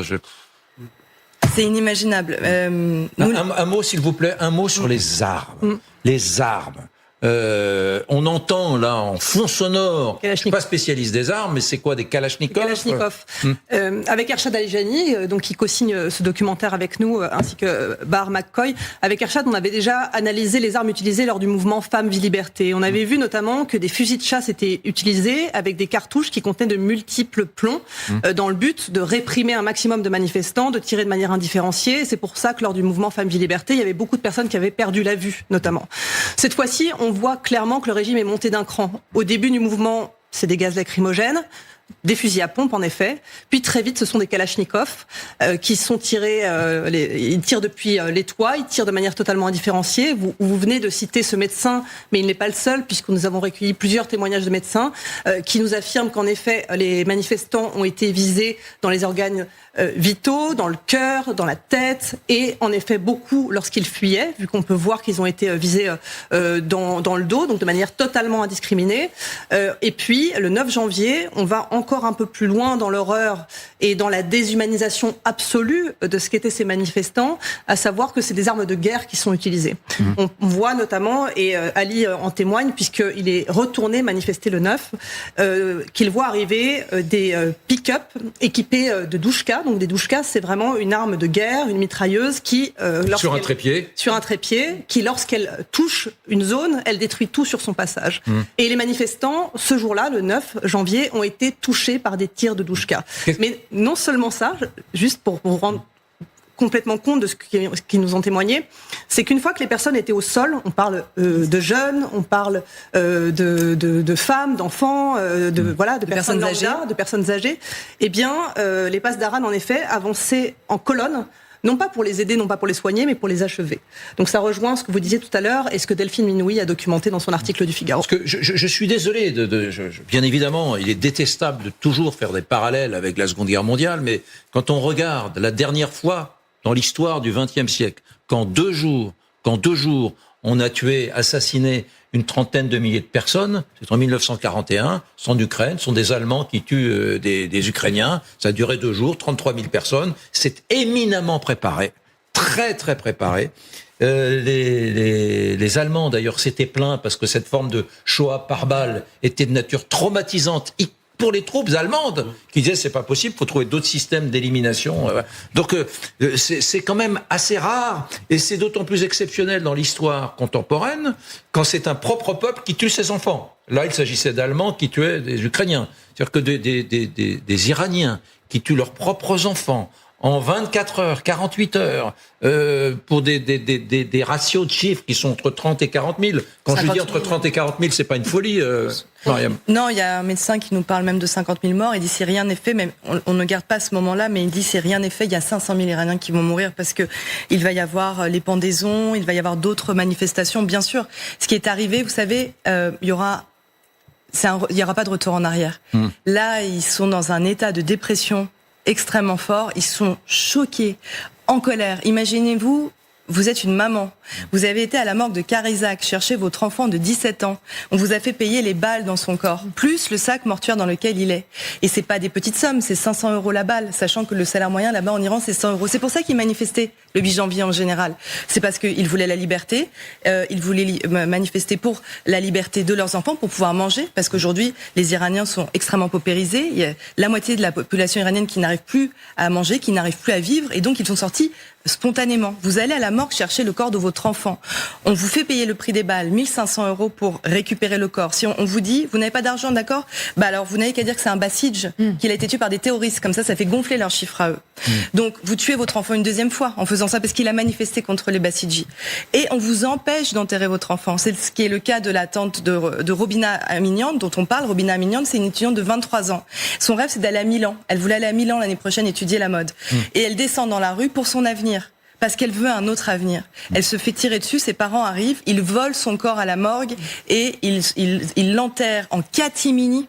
On a retrouvé les images de son enterrement en catimini parce qu'il y a des gardes de sécurité armés autour de la maison de sa grand-mère. C'est pour vous montrer à quel point ils ont déployé un arsenal, et même cyber. Vous passiez, moi j'ai eu le témoignage de quelqu'un qui est passé à côté de manifestations en voiture et rentré du travail, il a reçu un SMS, vous êtes passé dans une zone de manifestation, veuillez vous présenter au commissariat. Ils sont normalement le pays le plus sanctionné au monde. Ils n'ont pas accès à cette technologie-là de pouvoir tracer à ce point-là leur population. Donc ils ont forcément été aidés pour avoir accès à cette technique de géolocalisation et de traquage Internet. Il y avait des étrangers Sûrement, très certainement. On dit qu'il y avait pour assassiner le 8 et le 9, il y avait des Syriens, des Afghans, des Irakiens. Moi, on m'a parlé... Afghans, Irakiens les milices irakiennes, mais ils ne s'en sont pas cachés. Hein. Ils ont fait des communiqués, les milices chiites en Irak, en disant qu'ils allaient aider les Iraniens, leurs frères iraniens. Moi, on m'a parlé de très jeunes, 15-16 ans, à qui on a donné une Kalachnikov et à qui on a donné un permis de tuer. Donc ça, il y avait forcément... Oui, il y avait des personnes étrangères sur le sol iranien. Un autre extrait, vous parliez du comble de l'horreur presque dans cet indicible, c'est-à-dire une femme qui est obligée de voler le corps de sa fille dans une morgue, parce que, vous l'avez dit, il y a ce chantage, ou alors il faut payer très cher. Écoutez ce témoignage. ساعت‌های اولیه جمعه میشه میرسن اونجا. چیزی که برام تعریف کردن خواهرم و بقیه اعضای خانواده‌ام این بود که صدها بلکه هزار تا عزیز اونجا افتاده بودن، جوری که رو زمین، رو تو حیاط، تو محوطه.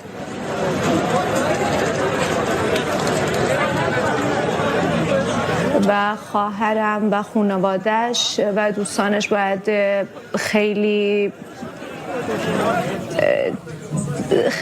چهرهای زیاد اون عزیزا، چهرهای قشنگشون نقل قول میکنم که باید بین صدها صورت قشنگ میگشت روبینا عزیز رو پیدا کنه و به محض اینکه روبینا رو پیدا میکنه دیگه بغلش میکنه و نمیذاره ازش جداش کنن. و اینم بگم که با اصرار و با پافشاری خیلی زیادی خواهرم تونسته بره داخل و روبینا رو شناسایی کنه.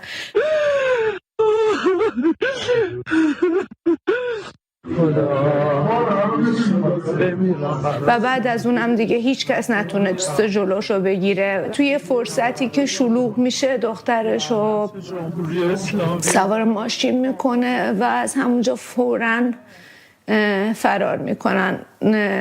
کلمه‌ای که خودشون به کار میبرن خانواده‌ام که مجبور میشه پیکر دخترشو از اونجا بدزده.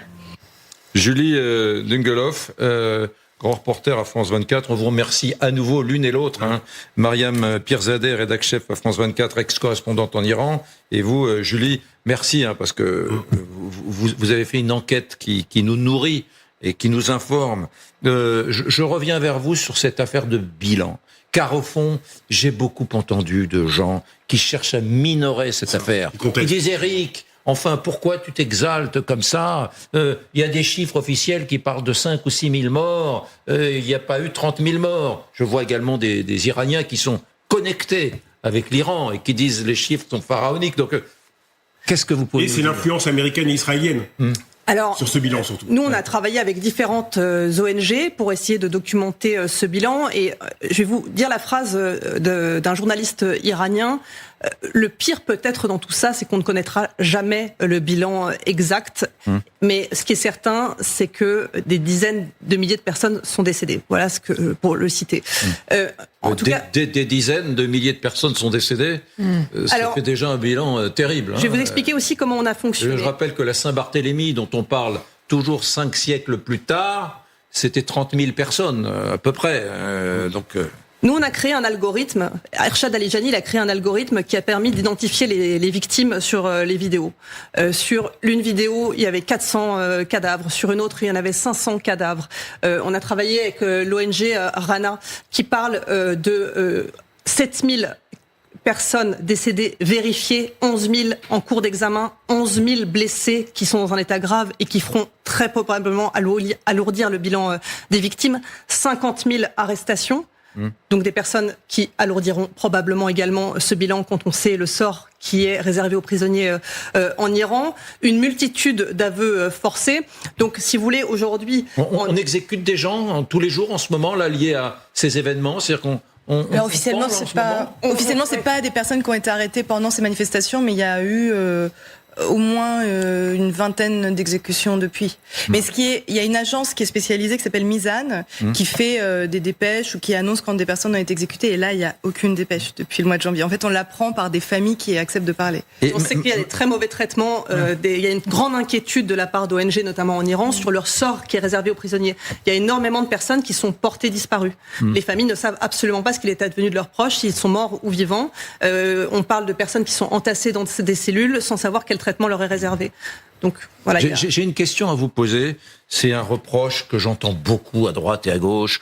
Quand tu vois la façon dont les médias ont parlé de Gaza ou n'ont pas parlé de Gaza, quand on voit comment on a parlé du 7 octobre ou comment on n'a pas parlé du... Chacun, il vient avec sa polémique. Est-ce que vous, comme journaliste, vous estimez que dans l'Europe, notre territoire, notre écosystème à nous, est-ce que vous estimez que il y a une prise en compte de l'horreur de ces massacres suffisante, ou est-ce que vous trouvez que ça n'est pas suffisant, selon vous, Mariam? Alors à France 24, on en parle depuis le premier jour. Et d'ailleurs, quand il y a eu le retour d'Internet, il y a plusieurs Iraniens francophones qui nous ont envoyé des messages en disant merci de ne pas avoir lâché. On vous a regardé tous les jours et ça nous faisait du bien de voir que vous continuez à parler de l'Iran.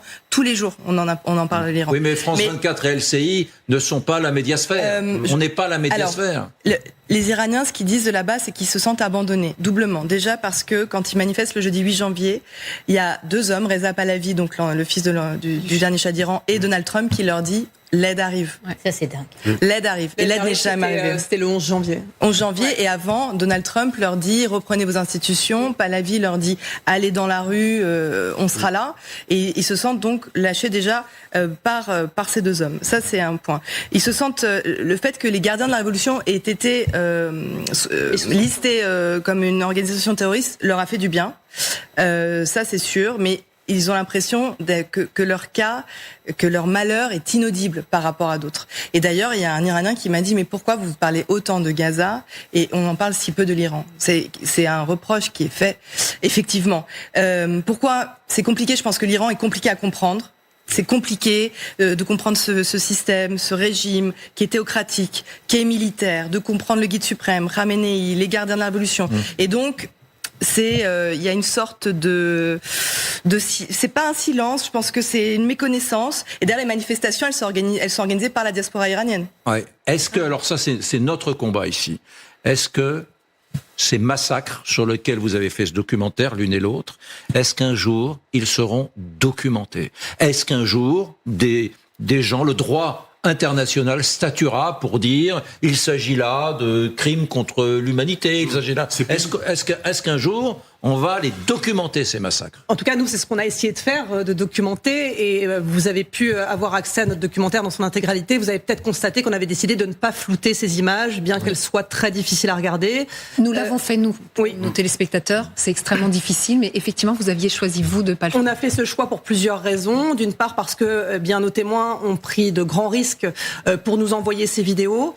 On a eu cette réflexion de se dire que flouter les images, c'était quelque part minimiser la violence, c'était également, une nouvelle fois déshumaniser ces personnes et les invisibiliser à un moment où le régime avait mis en place ce blackout à partir, donc cette coupure Internet, je le rappelle, qui a duré à partir du 8 janvier, puis Internet est revenu très très progressivement à partir du 18 janvier.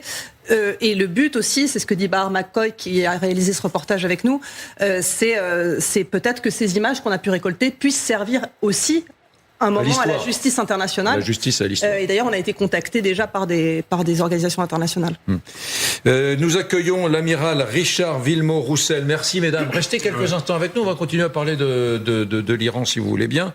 L'amiral Richard Villemot-Roussel, ancien commandant du porte-avions Charles de Gaulle. Merci d'être avec nous.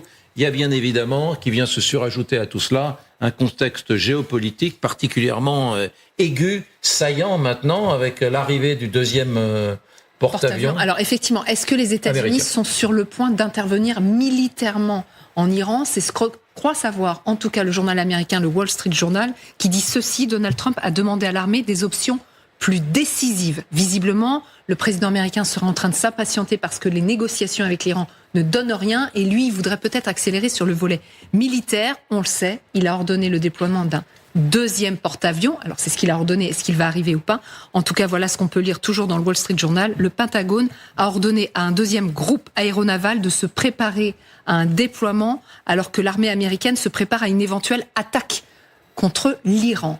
Est-ce que, amiral, vous y croyez? Est-ce que toutes ces armadas, on parle au pluriel, américaines, qui sont déployées au Moyen-Orient, elles le sont pour un but précis? On imagine mal tous ces moyens déployés pour rien.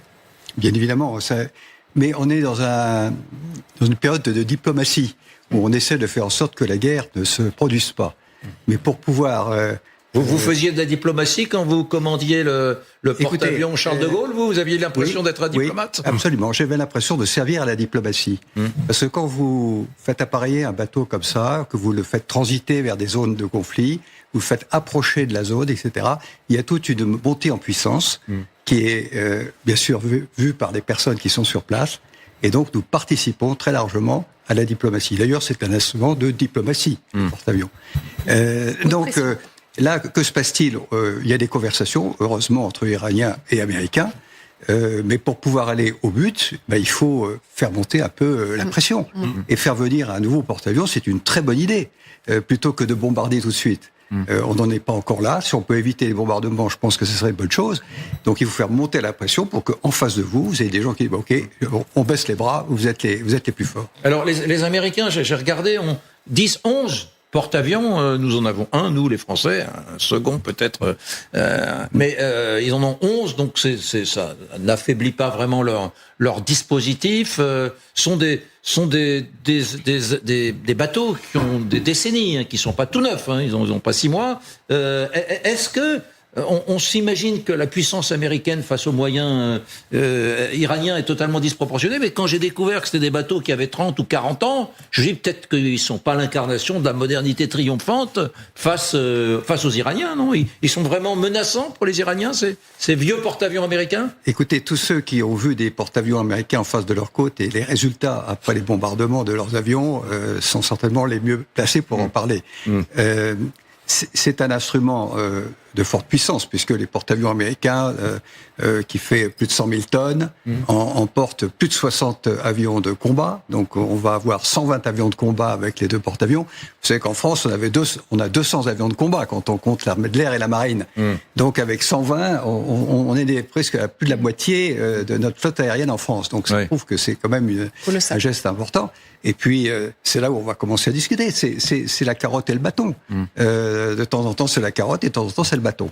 Et le porte-avions, il est parfaitement utilisé pour ça, parce qu'on peut l'approcher de la côte, on peut le faire reculer si on sent que les conversations deviennent plus positives. Donc c'est un passion pour le moment. Vous savez que on disait très souvent que le président des États-Unis, quand il rentrait dans le bureau ovale, la première question qu'il posait à ses adjoints, où sont mes porte-avions, pour savoir si il pouvait les faire manœuvrer pour faire avancer tel ou tel dossier. Mais amiral, le risque, c'est pas qu'au fond ils relégitiment ce régime, parce que là, finalement, en parlant avec eux, en ayant des pourparlers, tout en mettant effectivement leur porte-avions devant, quelque part, il est relégitime alors qu'ils viennent d'assassiner leur population, qu'il y a 40 ou 50 000 morts. Est-ce que c'est pas un peu gênant, en fait? Oui, qu'est-ce que vous voulez faire? Rien, c'est-à-dire que lui, il a envoyé les manifestants dans la rue en leur disant allez-y les gars, je vous regarde, l'aide arrive.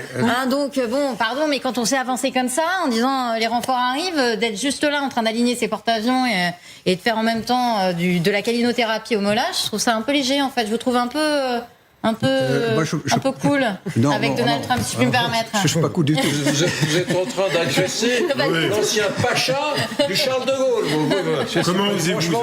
Je suis pas du tout cool. Je comprends très bien ce que vous dites, mais je pense que si on arrive à résoudre cette crise majeure sans tirer un coup de feu, on aura été, je pense, il y a eu quelques coups de feu sur... Il y en a déjà, malheureusement trop, qui ont été tirés, mais si... Dans l'avenir, on arrive à résoudre cette crise, à faire en sorte que l'Iran abandonne une partie de son stock d'armes, etc. On aura fait un grand pas pour la sécurité. Mais bien sûr, j'y crois. J'y crois parce que ça a déjà marché. Non, mais les Iraniens avec lesquels vous êtes toujours en contact, comment ils jugent ces négociations qui ont été entamées entre les États-Unis et l'Iran la semaine dernière? Ils sont horrifiés. Horrifiés. Moi, je vivais en Iran au moment du premier accord sur le nucléaire, en 2015. C'était complètement une autre période. Là, ils ont l'impression qu'il est en train de négocier sur le dos de 40 000 morts. On peut plus négocier, en fait, maintenant. Je trouve que parler de négociations sur le nucléaire après les massacres qui se sont passés, c'est tellement indécent et c'est inaudible, en fait. C'est inaudible. Votre regard, j'entends ce que vous dites. Et pourtant, hier, face aux gens qui me disent tout le temps, Éric, tu t'exaltes un peu trop sur ces massacres. Enfin, Éric, j'étais désemparé hier en voyant les images de l'anniversaire de la révolution islamique de 79, avec ces milliers de personnes dans les rues de Téhéran. Je scrutais, je regardais, on leur mettait pas des baïonnettes derrière des fesses.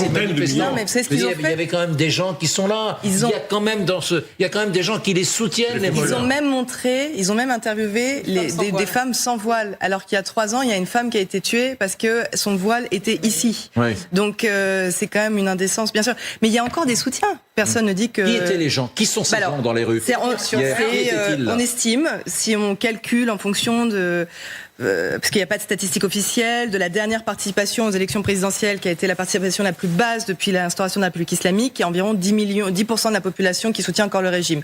Pourquoi ? Ceux qui ont manifesté là, ce sont des fonctionnaires qui sont obligés d'aller manifester. Il y a beaucoup de fonctionnaires en Iran, beaucoup de fonctionnaires, parce que c'est un système un peu communiste, un système économique un peu communiste.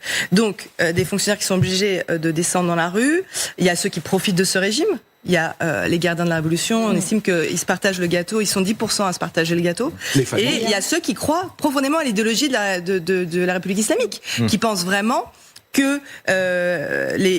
leur pays a été attaqué par les États-Unis, par Israël, et que le seul rempart, c'est la République islamique. Parce qu'ils sont très pieux, ils sont très religieux, et ils croient encore à l'idéologie de la République islamique. Mais ils sont très peu. Là, c'est une immense majorité. Et je pense que là, il y en a encore plus qui veulent le départ de ce régime, puisqu'ils sont extrêmement choqués. Ils ont déclaré la guerre à leur population. Rebondir avec un témoignage qui nous était arrivé et qu'on a reçu. On a reçu plusieurs fois de manière un peu différente ce témoignage. Et pour rebondir à ce que vous disiez, ou à ce que Isabelle disait, il y a notamment Ali, dont vous avez passé un extrait, qui nous dit: est-ce que vous en connaissez beaucoup des peuples qui regardent le ciel et qui attendent que les bombes tombent?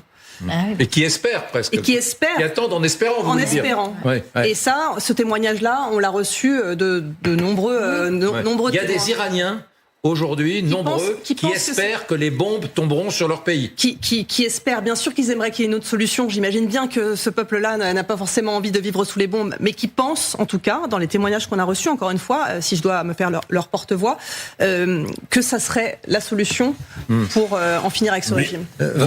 Juste un mot sur... Vous croyez à un changement de régime, d'après les témoignages que vous avez? Parce que on a quand même le président de la République et beaucoup d'Européens qui disent frappe américaine, c'est pas la solution. Toute la question est de savoir ce que ça donnerait. Est-ce que ça serait l'Irak? Est-ce que ça serait le scénario de la Libye? On voit bien que dans l'histoire moderne, la solution de frappe d'une puissance étrangère... Non, c'est ça. Voilà, n'ont pas forcément donné grand-chose. Ça peut prendre du temps. Effectivement, les porte-avions, en tout cas, il y a un porte-avions, il y a peut-être un deuxième porte-avions américain qui sera mis sur place. Ça peut prendre du temps. Vendredi dernier, Donald Trump a rappelé qu'au Venezuela, ils avaient positionné leurs soldats, leurs porte-avions pendant des mois. Un an, je crois. Donc en fait, il prévient. On se positionne, on va peut-être pas intervenir tout de suite, mais on interviendra. C'est peut-être le message qu'il envoie. Oui, mais ça c'est la diplomatie traitée avec des éléments militaires et qui marche très bien. C'est ce que je disais un petit peu au début. Hein, on est la main dans la main, on essaye d'éviter les guerres parce que moi je vous entends bien. Effectivement, on est tous extrêmement choqués par ces images et on aimerait qu'elles s'arrêtent le plus vite possible. Mais quand vous déclarez la guerre, vous savez à quelle date vous la déclarez. Vous ne savez pas à quelle date elle se terminera, vous ne savez pas comment elle se terminera, et vous ne savez pas comment le pouvoir, ensuite politique, va se mettre en place. Parce que c'est tout ça qui est important. Je pense que pour nous qui sommes de l'autre côté, on doit y réfléchir. Est-ce qu'il y a une partie on ne peut pas se permettre de faire... Non, mais moi je relais les paroles des Iraniens. Un geste qui devient Amiral, irréversible. je ne sais pas si vous avez entendu parler l'une et l'autre de ce test grandeur nature réalisé par les armées américaines au début des années 2000 avec un porte-avions américain assailli par des petites embarcations iraniennes. Je crois que le général Vincent Desportes, qui était ici il y a quelques jours, assistait auprès de la Navy américaine à ce test. Il participait. Et il y a eu ce moment très très gênant pour les autorités américaines où les petites embarcations, les centaines d'embarcations iraniennes ont eu raison, ont triomphé du porte-avions. Il paraît que c'est un truc sur lequel les Américains n'ont pas voulu communiquer parce que c'était assez cataclysmique en termes de résultats. C'est un scénario possible aussi que le géant américain soit mis à mal par... modèle ukrainien. Alors, plus d'agilité. Le modèle ukrainien, oui, en quelque sorte. Si vous voulez, le porte-avions a ce gros avantage, c'est que c'est une base aérienne mobile. Donc vous allez pas vous placer dans des endroits où vous êtes menacé. Vous avez des avions à très grand rayon d'action, vous pouvez opérer de très loin, donc c'est assez difficile d'avoir des petites embarcations qui viennent vous voir quand vous êtes à 500 nautiques des côtes. Hein, donc c'est un outil, je crois, qui est plutôt bien adapté. C'est un outil de gestion de crise d'ailleurs, plus que de la guerre. C'est la gestion de crise. C'est une plateforme avancée, c'est un terrain d'aviation qu'on place où on veut sur la Terre. sur les 3/4 de la Terre. Parce que on va profiter de l'eau, votre c'est les 3/4 présence de la parce qu'on a Terre. quelques questions à vous poser sur le porte-avions du futur. Mais d'abord, on remercie donc Mariam Pierzadeh et Julie Dinguelot. Merci, la force du travail, hein, franchement. Franchement, la force du travail. On rappelle Merci pour votre le travail. enquête exclusive sur France 24. Mais Iran, les deux, elles sont fortes. la révolte. Bon, bah, non, Merci infiniment de nous avoir La révolte, oui. Bon, voilà. Bon, merci d'être venu en tout cas. Merci beaucoup. Et bon vent à votre documentaire qui va. D'ailleurs, faisons de la pub. Il va passer quand sur Il France passe 24? actuellement. Il passe actuellement. Sur le site de France 24, vous allez sur nos réseaux sociaux, vous le trouverez. Voilà, je vais Et finir passe tous ma les jours. phrase. Iran, la révolte massacrée. Et merci infiniment d'être venu en témoigner en direct sur notre antenne. On continue de parler de porte-avions du futur. Je ne sais pas si vous avez vu la publicité qu'a fait la Chine sur son futur porte-avions. Alors, il est colossal. Il présente des avancées techniques et militaires assez impressionnantes. Et surtout, c'est pas un porte-avions qu'on va retrouver dans les mers. Non, pas du tout. Ce serait plutôt dans les airs. Regardez ce qui a été diffusé à la télévision d'État en Chine. 从现实的创新到科幻的畅想，南天门计划为我们描绘了更宏大的蓝图。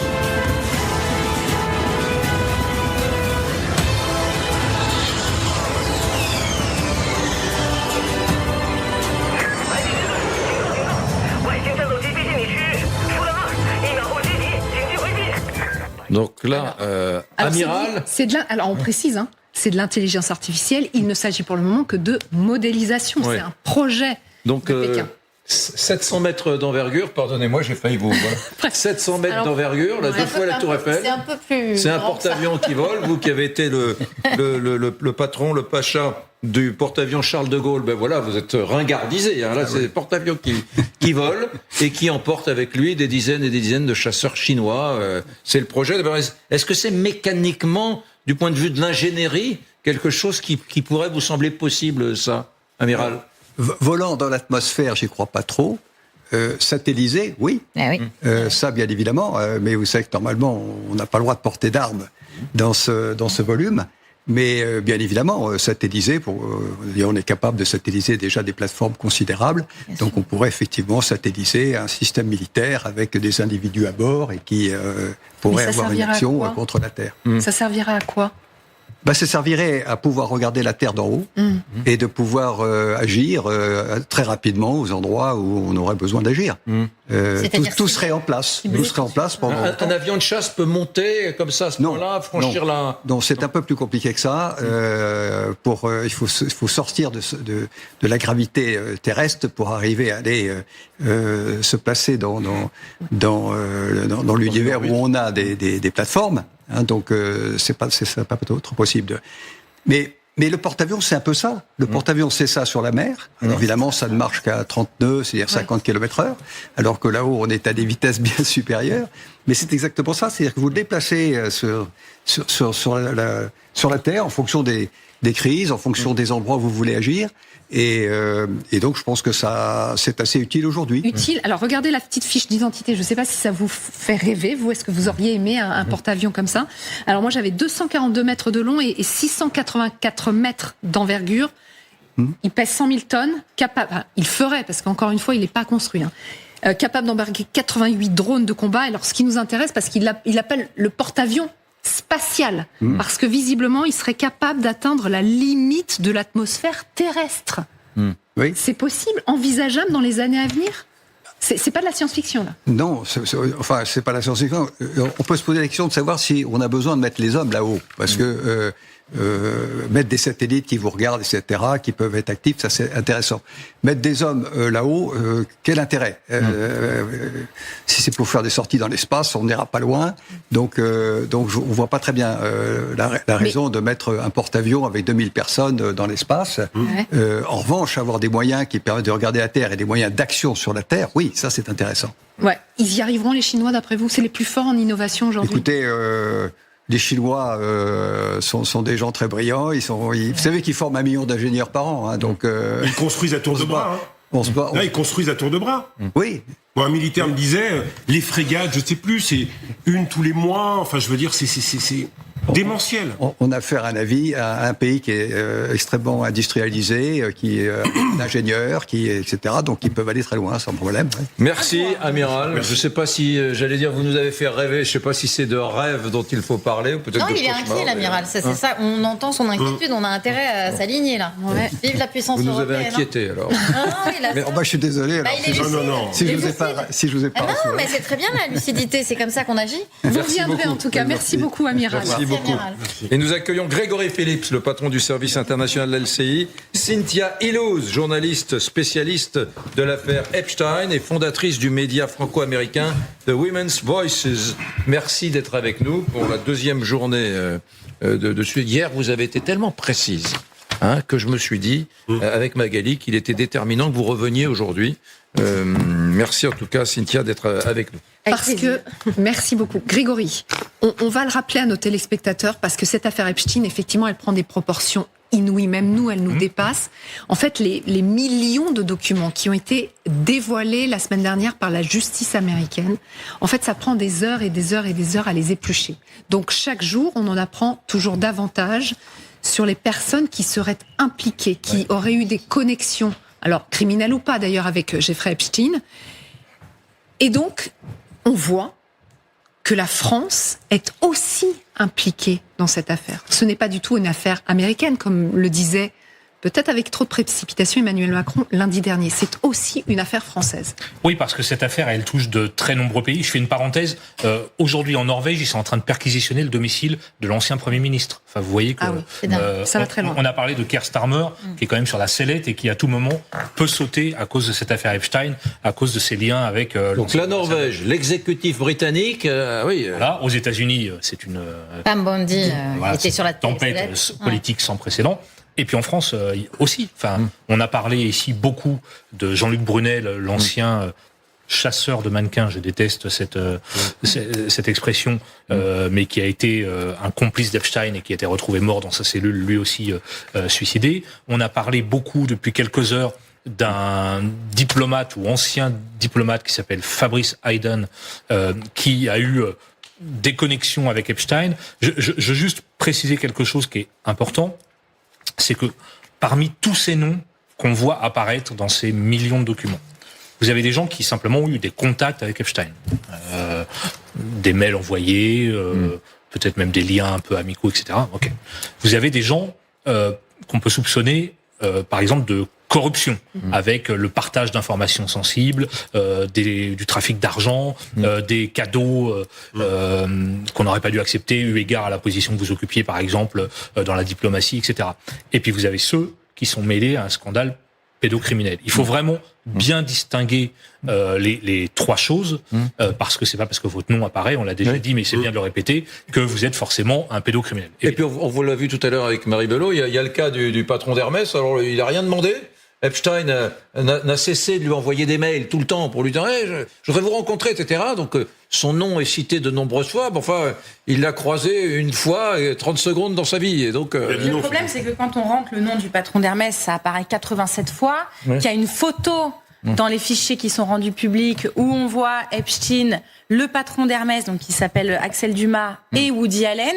Et effectivement, hier, il était en train de présenter son rapport annuel, les chiffres de son groupe Hermès, et il est interpellé par les journalistes sur place parce que son nom apparaît dans les fichiers, donc il est obligé de se justifier, et c'est ce qu'il explique, c'est que il ne l'a vu qu'une fois.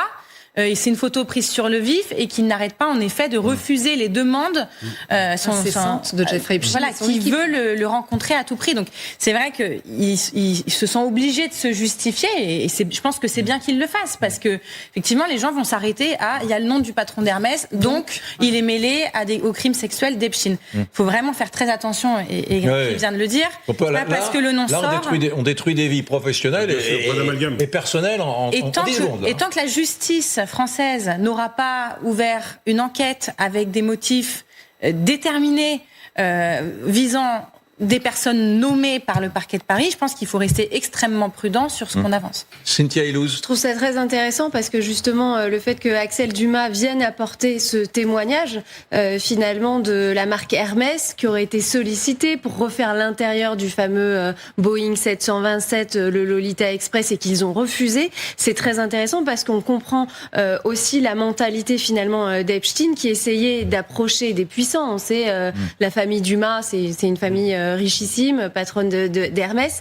Et là, ce témoignage, il nous permet quand même de comprendre quelles étaient les motivations aussi de Epstein et aussi de voir, c'est intéressant, que des marques de luxe font attention désormais parce qu'il y a des règles RSE, désormais responsabilité sociale des entreprises. Ça m'étonne pas du tout d'Hermès. C'est des gens extrêmement prudents. Très attention. Qui n'ont jamais été dans le bal du bling-bling, qui ont un modèle économique basé sur la rareté et qui sont pas du tout dans le...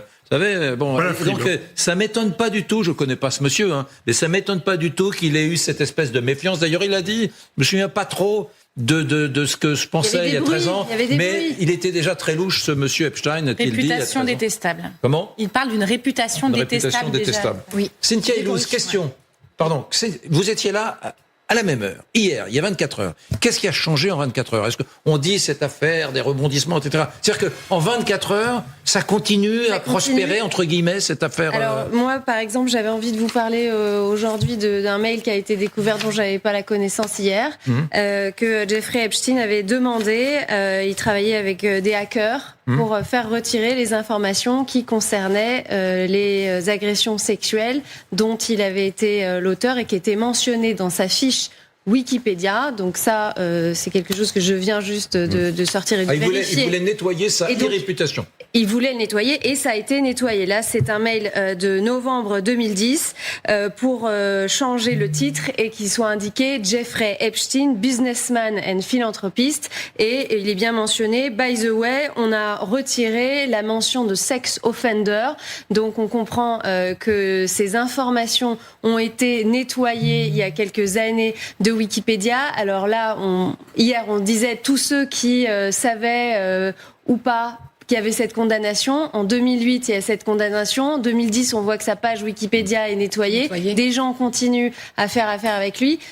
Ça va être très compliqué de savoir qui était au courant, qui n'était pas au courant finalement de ces accusations. Il avait fait nettoyer, voilà, des gens pourront plaider que... Et c'est très très intéressant ce que vous venez de révéler, parce que sorte aussi qu'il a en fait engagé auprès de lui des Russes très proches de Poutine, à qui il a demandé de faire son e-réputation. Donc tout ce qui sort dans sa proximité avec Poutine, d'ailleurs il dit qu'il a refusé un rendez-vous que lui avait proposé Poutine parce qu'il trouvait que le rendez-vous était trop court, enfin la mégalomanie de ce mec est quand même ahurissante, et qu'effectivement il s'était rapproché de plein de très proches de Poutine, qui sont tous effectivement dans l'espionnage, etc., dont il a fait des secrétaires particulières, des chargés de communication, etc., qui lui disaient: fais donc un prix Nobel. Si tu fais un prix Nobel Epstein, alors là, on ne pensera pas à tout le reste. Donc tout était complètement pensé, en fait. Ouais, c'est assez... un vrai système. Il dépensait, je crois, $2500 par mois en e-réputation. D'accord. Juste un mot sur l'ampleur du dossier. C'est intéressant ce que vous disiez, Cynthia. Vous dites, je viens de découvrir ce mail. Pourquoi ? Il y a 3 millions de documents sur le site officiel du département de la justice. Donc vous avez des journalistes, Cynthia notamment, et l'une d'elles, Hélène Bonnet chez nous LCI, qui sont plongés dans ce dossier et qui fouillent dans les mails, qui regardent les photos, qui essayent de voir quels sont les liens entre Epstein et telle ou telle personnalité. Donc c'est un travail absolument colossal, titanesque, et c'est pour ça que ces révélations tombent au fur et à mesure. C'est pas parce que les informations sont publiées, c'est parce que on est dans une espèce de pêche, de chasse aux informations dans 3 millions de documents. Donc on va continuer à apprendre des choses demain, après-demain et la semaine prochaine sur Epstein. Et c'est la première fois que le pouvoir américain est à ce point-là ébranlé, parce que là, il y a quand même un point sur Pam Bondi dont vous allez parler beaucoup mieux que moi, qui a été quand même mise face à... Ils appellent les survivantes, en fait, les victimes de Epstein, et qui n'a pas un mot, qui n'est pas capable de s'excuser, et qui attaque les congressmen en disant: mais vous avez attaqué Trump, etc. C'est la première fois, parce que Trump, il a fait sa campagne en disant: les Epstein Files, avec moi, vous saurez tout. Et là, ça lui revient dans la figure comme un boomerang, avec les démocrates qui s'en saisissent. Alors, on va regarder un extrait de ce qui s'est passé hier. Vous avez raison, effectivement. Donc, c'est le département de la justice donc le américain, qui a dévoilé ces millions de documents la semaine dernière. Sauf qu'effectivement, il y a plein de noms qui sont barrés, qui sont cachés. Et donc, on accuse le ministère de la Justice de vouloir cacher des choses. Et donc, la ministre de la Justice, on va l'appeler comme ça, en français c'est plus simple, Pam Bondi, a été interrogée par cette commission parlementaire hier. Ça a été extrêmement tendu, c'est peu de le dire. Voici un extrait de l'audition. Le président était-il au courant ? Veuillez cesser de parler. Ce n'est pas à vous de poser des questions. Ce n'est pas votre tour. Je reprends la parole. Monsieur le président était-il au courant des liens entre le secrétaire Lutnick et Epstein lorsqu'il l'a choisi pour diriger le ministère du Commerce ? En était-il conscient ? Chris Mellon était agent de la police des frontières. D'accord. Je vais donc conclure que le président était en fait au courant de ces liens, car il était son voisin immédiat. Honte à vous. Oh, pour l'amour de Dieu, c'est pathétique. C'est pathétique. Monsieur le Président, je ne pose pas de questions pièges ici. Le peuple américain a le droit de connaître les réponses à ces questions. Il s'agit de hauts fonctionnaires de l'administration Trump. Ce n'est pas un jeu, Madame la secrétaire. Je suis procureur général. Toutes mes excuses. Je ne m'en étais pas rendu compte. Ça a été très tendu. Effectivement, il y a comme un dialogue de sourds. Parce que normalement, il y a une loi qui a été votée au Congrès qui prévoyait que tout soit divulgué. Ça n'a pas été le cas. Donc Pam Bondi, la ministre de la Justice, devait répondre de ça. Et ça n'a rien donné. Et juste une remarque, on s'interroge parfois ici sur la démocratie américaine et elle en danger. Ça, c'est un vrai exemple de démocratie. Ces auditions, quand vous êtes littéralement passé sur le grill. Et c'est ce qui est arrivé à la ministre de la Justice, qui a été bombardée de questions avec la scène dont parlait Isabelle, avec les victimes, certaines des victimes qui sont dans la salle et qui assistent à ce qui est en train de se passer. Elle refuse de leur apporter le soutien. De leur apporter un soutien et même de leur adresser la parole. Et la scène, elle est folle parce que en fait, ils leur disent est-ce que celles qui n'ont pas encore été reçues par la ministre de la Justice, levez-vous, et elles se lèvent toutes. Cynthia, Ilouz. Oui, on sait que Pam Bondi, en fait, ça fait des mois qu'elle est sollicitée sur ces failles, puisque la loi dont vous parlez, Transparency Act, c'est en novembre 2025, et elle avait dit non mais moi je l'ai la liste des clients de Epstein. Donc la base américaine MAGA attendait, c'était la promesse de campagne. Vous savez, ces millions d'auditeurs, d'auditrices qui écoutent les plus les podcasteurs, etc. Exactement, attendaient ça. Ils allaient sauter dessus et donc on attendait vraiment impatiemment. Malheureusement, on n'a pas toutes les infos.